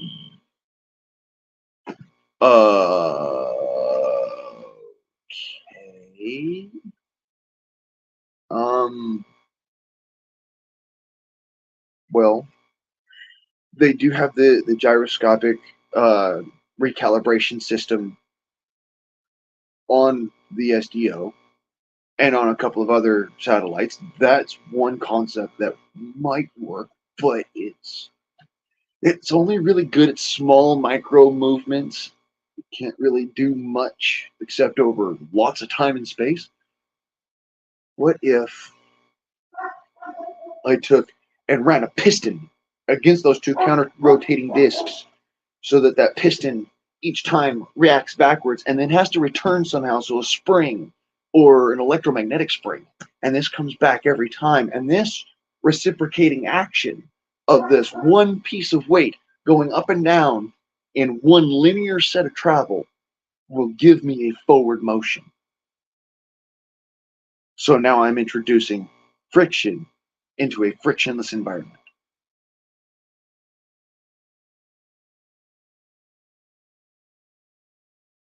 So that's how the freaking spaceship in the Aquila works in the book, is two counter rotating discs drive a piston forwards against a resistive force, reactionary force. Could be electromagnetics, could be liquid hydraulics, could be braking in return through chain gears, could be um, a high tensile strength spring, and it doesn't matter. But all of this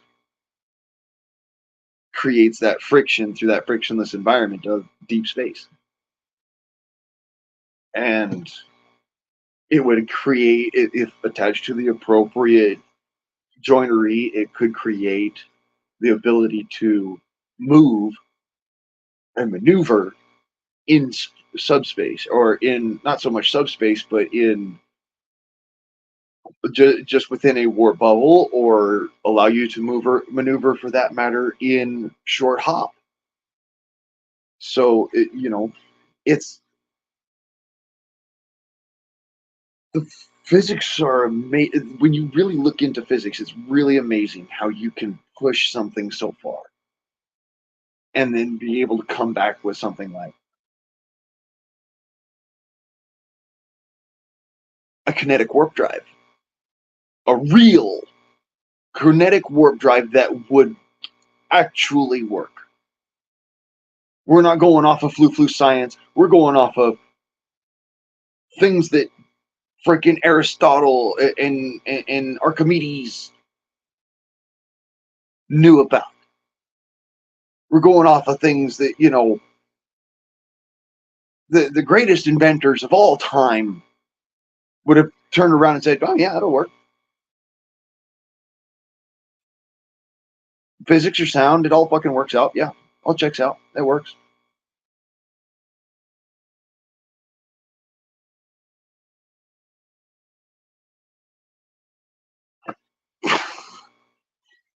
I mean, one of the best ways that I could think of for testing to see how this would work is because in a frictionless environment, in a non-linear frictionless environment, like space, you'd have to have two counteracting pistons running against each other, which means you would have to have four rotating discs and two springs and two pistons and four guide rails running those pistons back and forth.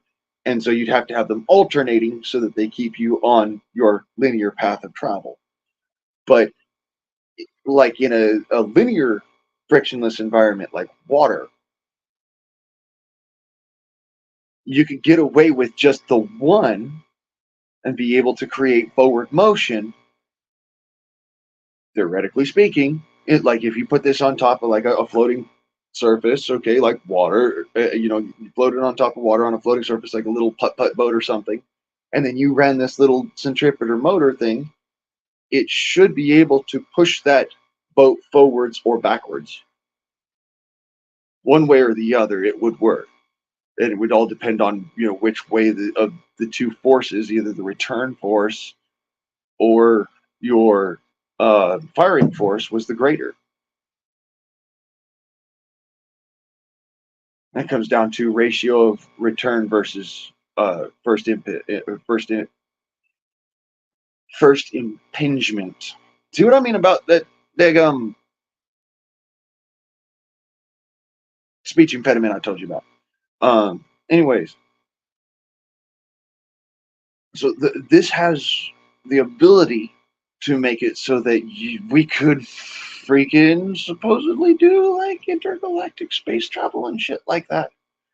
Because it's not like a rocket where you have a very limited supply of fuel. And it's not like an ion thruster engine, which has a very limited supply of thrust. This would be mechanical force. And very much so mechanical force. You'd have to be able to build a ship around the machine that would not rattle itself apart because of how the machine itself works. So, like, you'd have to have bushings or something, or have everything at an appropriate temperature for it to run, and this, that, or the other. But assuming all of those things are seen to,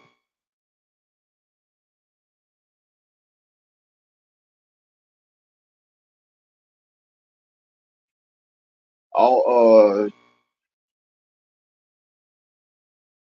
Mars, without creating a warp bubble within a month rather than 4 months,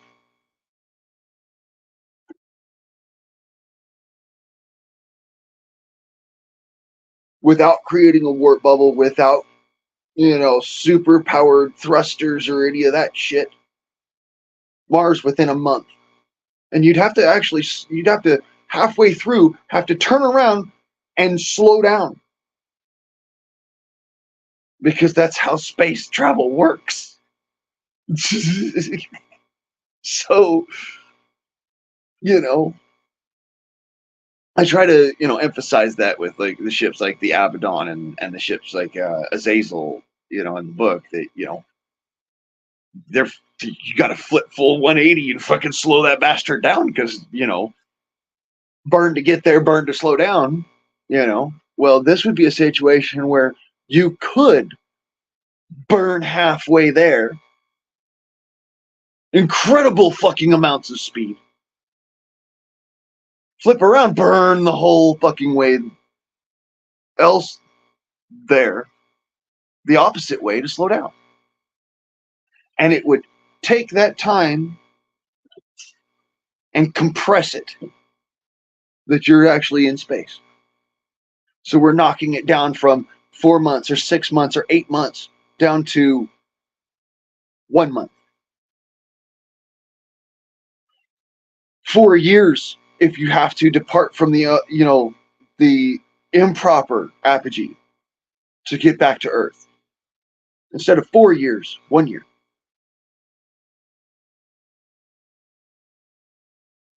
You see the applications of this. And this is without creating an electromagnetic warp bubble, but this is still something that you'd want to do anyways for kind of, shielding and stuff like that, in order to just be able to travel through the heliosphere. But I digress. Just under engine power alone, the trip could be done. And the trip could be done on that engine without having to rely on rockets and other things, because you're working off of mechanical energy rather than chemical energy. You're using mechanical force instead of chemical force in order to do these particulars. And that's where I'm thinking that, these guys going, okay, well, the rockets to get off the ground are a great idea. They're an awesome fucking idea. But my problem comes in once we're outside of real influence of gravity wells. Why the fuck are we using rockets when we could use something else that works half efficient as a rocket, but twice as efficient, or 3 times as efficient, or 300 times as efficient as sorry, not as efficient as as an ion thruster, but 300 times as efficient as a rocket, but at the same time has about half the power of a rocket and is 300 times the power of a fucking ion thruster. It cuts down your travel times, because with an ion thruster, it's all the lead up to get going so fast. And then once you're going fast, it doesn't matter because you're going fast. But then you got to turn around at some point, slow down. And that ion thruster is, again, almost from the midpoint. Almost. In fact, I would argue a little bit before the midpoint to slow down. But, because you want to have control in the zone and where you're working with your satellite. But anyways, ion thruster takes forever to slow down. It takes forever to get up to speed. This would not take forever to get up to speed. It would also not take forever to slow down. But it would take longer to get up to speed than a rocket. So that's why, getting off the planet's surface without a rocket difficult.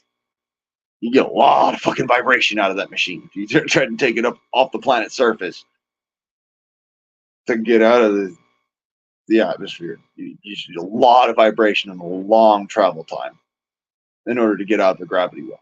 Once you're out of the gravity well, easy peasy. Everything moves really fast. And the littlest bit of energy in any one direction makes that machine go in that direction with that same amount of energy, because there's nothing else to react against it. Well, relatively. When I say relatively nothing else, I mean space is not a perfect vacuum. It is as close to a perfect vacuum as you could imagine to be, while still being pretty heavily ionized. So, it's plasma, but it's a plasma at an extremely low pressure. It's kind of like the inside of a light bulb. It's really freaking low pressure, but there's still some, just not what you'd think. There's very low pressure inside of a light bulb, especially the incandescent ones. The same concept out in space. Well, moving through that zone, you ever wonder how you could take a piece of basically carbonized cotton thread and bounce it back and forth inside of an incandescent light bulb, and make it make sound on the outside of the light bulb, because the thing's really light. There's not much there to that thread, but you can make it make sound with glass outside in the atmospheres, because the pressure on the outside is really up there. You're actually about 2,500 pounds of pressure per square inch at ground level. Whereas inside of that thing, there's maybe 2 to 3 pounds of pressure per square inch on the inside of it. It's almost a perfect vacuum. And the light bulb itself showcases what you can do with something extremely freaking light in an atmosphere of nothing there. It can have some impetus behind it, some real inertia. Now, if there was gas, enough gas inside of that light bulb to react against that thread filament, it wouldn't have the same impetus and it would not have the same impact, because its inertia would be lower, because it's got other gas acting against it, gas particles acting against that cotton thread filament or whatever. So you get less of a tink on the side of the glass. The same concept here, but instead it's a whole ship inside of a giant nothingness, pretty much. Of course, low density plasma. Ionized gases of such low density that hydrogen atoms could be meters apart. Okay, but it's a soup, it's a chemical soup, kind of like our atmosphere, just way lower density. All right. And so, and the further out that you get from any planetoid, the lower the density is, does not mean that it goes all the way to nothing. It just means that the lower density it is. So you can only get moving so fast before you start running into hydrogen particles and having impacts like you're hitting a grain of sand at extreme high speed. Same concept here, because you're moving so fast. And the way that the machine would work in these kind of spaces and whatnot, well, the same concept comes from this machine that would basically create impetus on the craft itself and not really relieve itself of any weight otherwise, so it keeps its whole inertia. By keeping its whole inertia, the craft can actually manipulate its own inertia easier. This is why ion thrusters and rockets have an issue, and why they have to start slowing down before half apogee rather than less than half apogee. And it's because even though they weigh less, they have more impetus. With this machine, you would have just as much weight as you started out with, which means you would also have just as much impetus as that machine can provide, not more, because you're lighter. You see how this works? It's kind of interesting how that works. It's not actually, doesn't seem like it should work this way, but in space, physics is funny. Okay? So the impetus gains the greater the speed you go. You lose impetus the more the more weight you lose. However, your impetus, that means your velocity times your force plus your overall mass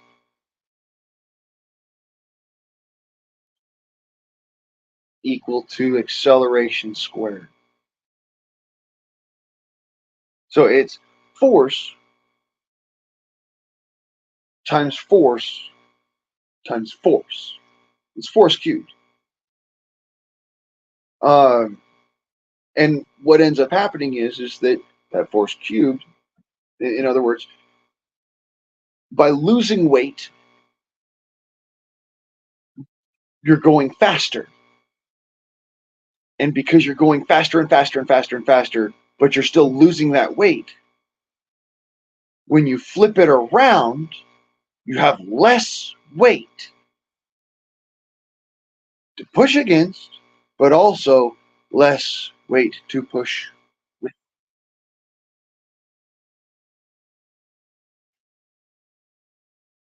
And that's the biggest part of this, is that you have to have the same and equal opposite. So when you're flying in a rocket, you actually have to flip it around before you hit that halfway point and be burning at pretty much halfway point or before to slow in order to meet your stasis point. Once you hit your stasis, then that rocket is now not moving. So zero G, zero fall, zero anything, just zero. It's a zero set energy, zero net energy, which means that the craft doesn't have anything moving against it, no kinetic energy whatsoever. It's not going anywhere, not doing anything. Okay, it's not relating to anything else either. It's not moving. When you come to that 0 point of energy, you'll notice that it took a lot more to slow it down than it took to get it going. unless you're starting from a point where it's a gravity well, which can make the numbers look funny. When you line it up with the way that gravity is itself and every gravitational body around, then the math lines up exactly the same way. And it comes out as more than what you put into it to slow down.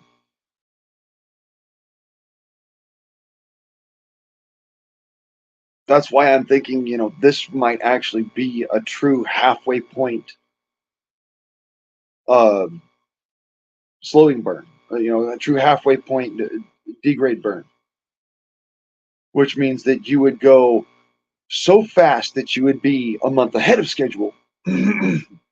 Sorry, 4 months ahead of schedule. And then you'd have to flip around and slow down to 1 month ahead of schedule. Or no, sorry, 3 months ahead of schedule in order to be able to make it to the planet of Mars, say, and then not end up missing it entirely or impacting the surface or, going into a rapid deceleration into the planet or getting shot off into the cosmos somewheres because of the slingshot effect.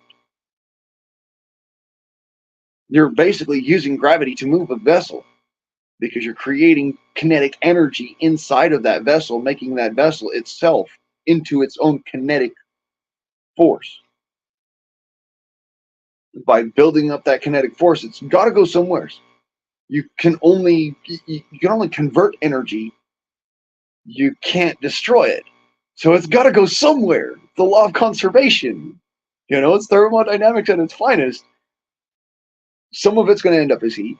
Some of it's going to end up as, losses in friction and reduction into the platform itself. But the rest of it's got to go somewhere. And that's the beauty of this. It will work. It has to. Because of how that works. Now, some of the other physics in this particular. I've gone into some of the biology and stuff like that too, but I try not to get too much into the biology because it's a little bit out there, man. Um, Even biologists would look at me and go, huh? Doesn't work like that, bro. I don't know if you know this. It doesn't work like that. And it's like, yeah, I know. I know it doesn't work like that. That's why it makes it a good mechanism.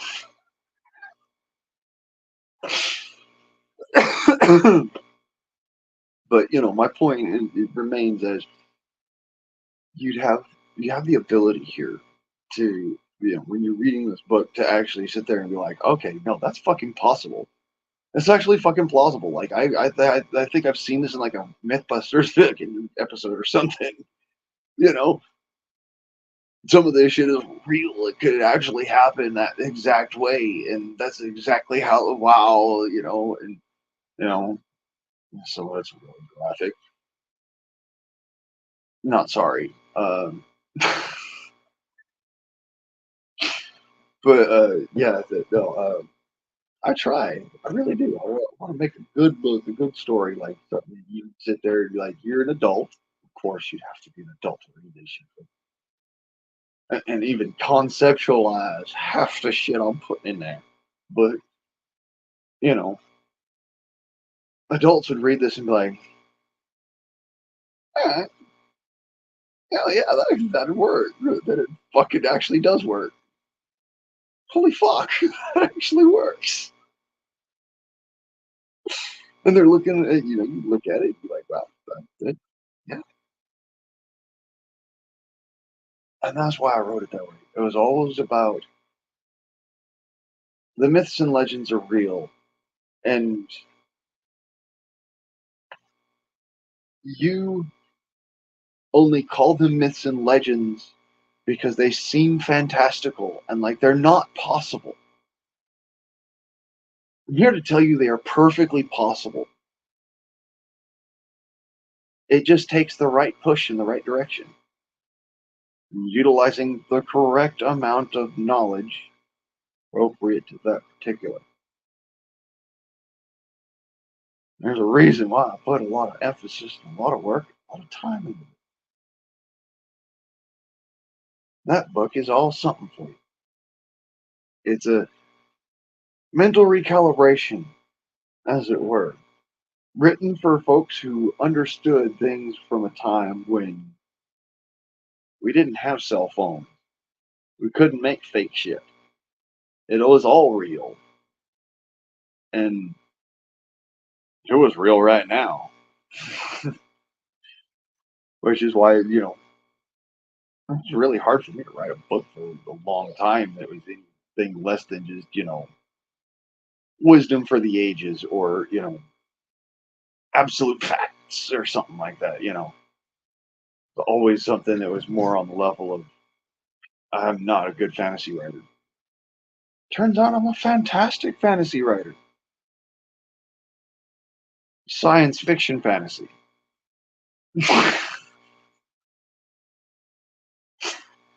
As long as I stick to science fiction fantasy, I think I'll be alright. If I start dabbling in things like, magic, it doesn't make sense. Like I try to find an explanation for everything. So if it's in my book, you can damn well bet it probably exists or has a possibility of existing. And that's a pretty bold claim.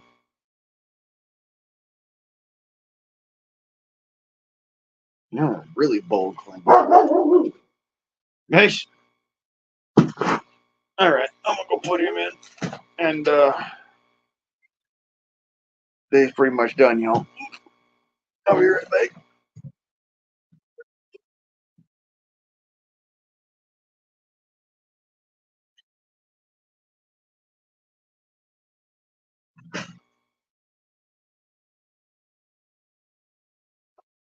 All right. Anyways, yeah, I think that's about gonna call it. For those of you who stuck around to the end, I appreciate you kindly and dearly so. For those of you who have not read my book and do not understand what the Chunrin was about for the past hour, I apologize to you, but do go so read my book. You might enjoy it. Physics are that's one of my passions, and ever since I was a little kid growing up, I've always been very close to studying physics and studying chemistry and studying material sciences and biology and mathematics and music and philosophy, you name it, warfare, modern warfare, all of it. Studied it all, medicine, literally studied it all. So, you know,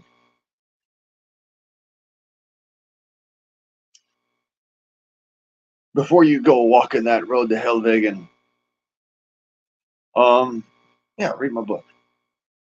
You might get a kick out of it. Anyways, this has been EO Guardsman on, and motherfuckers,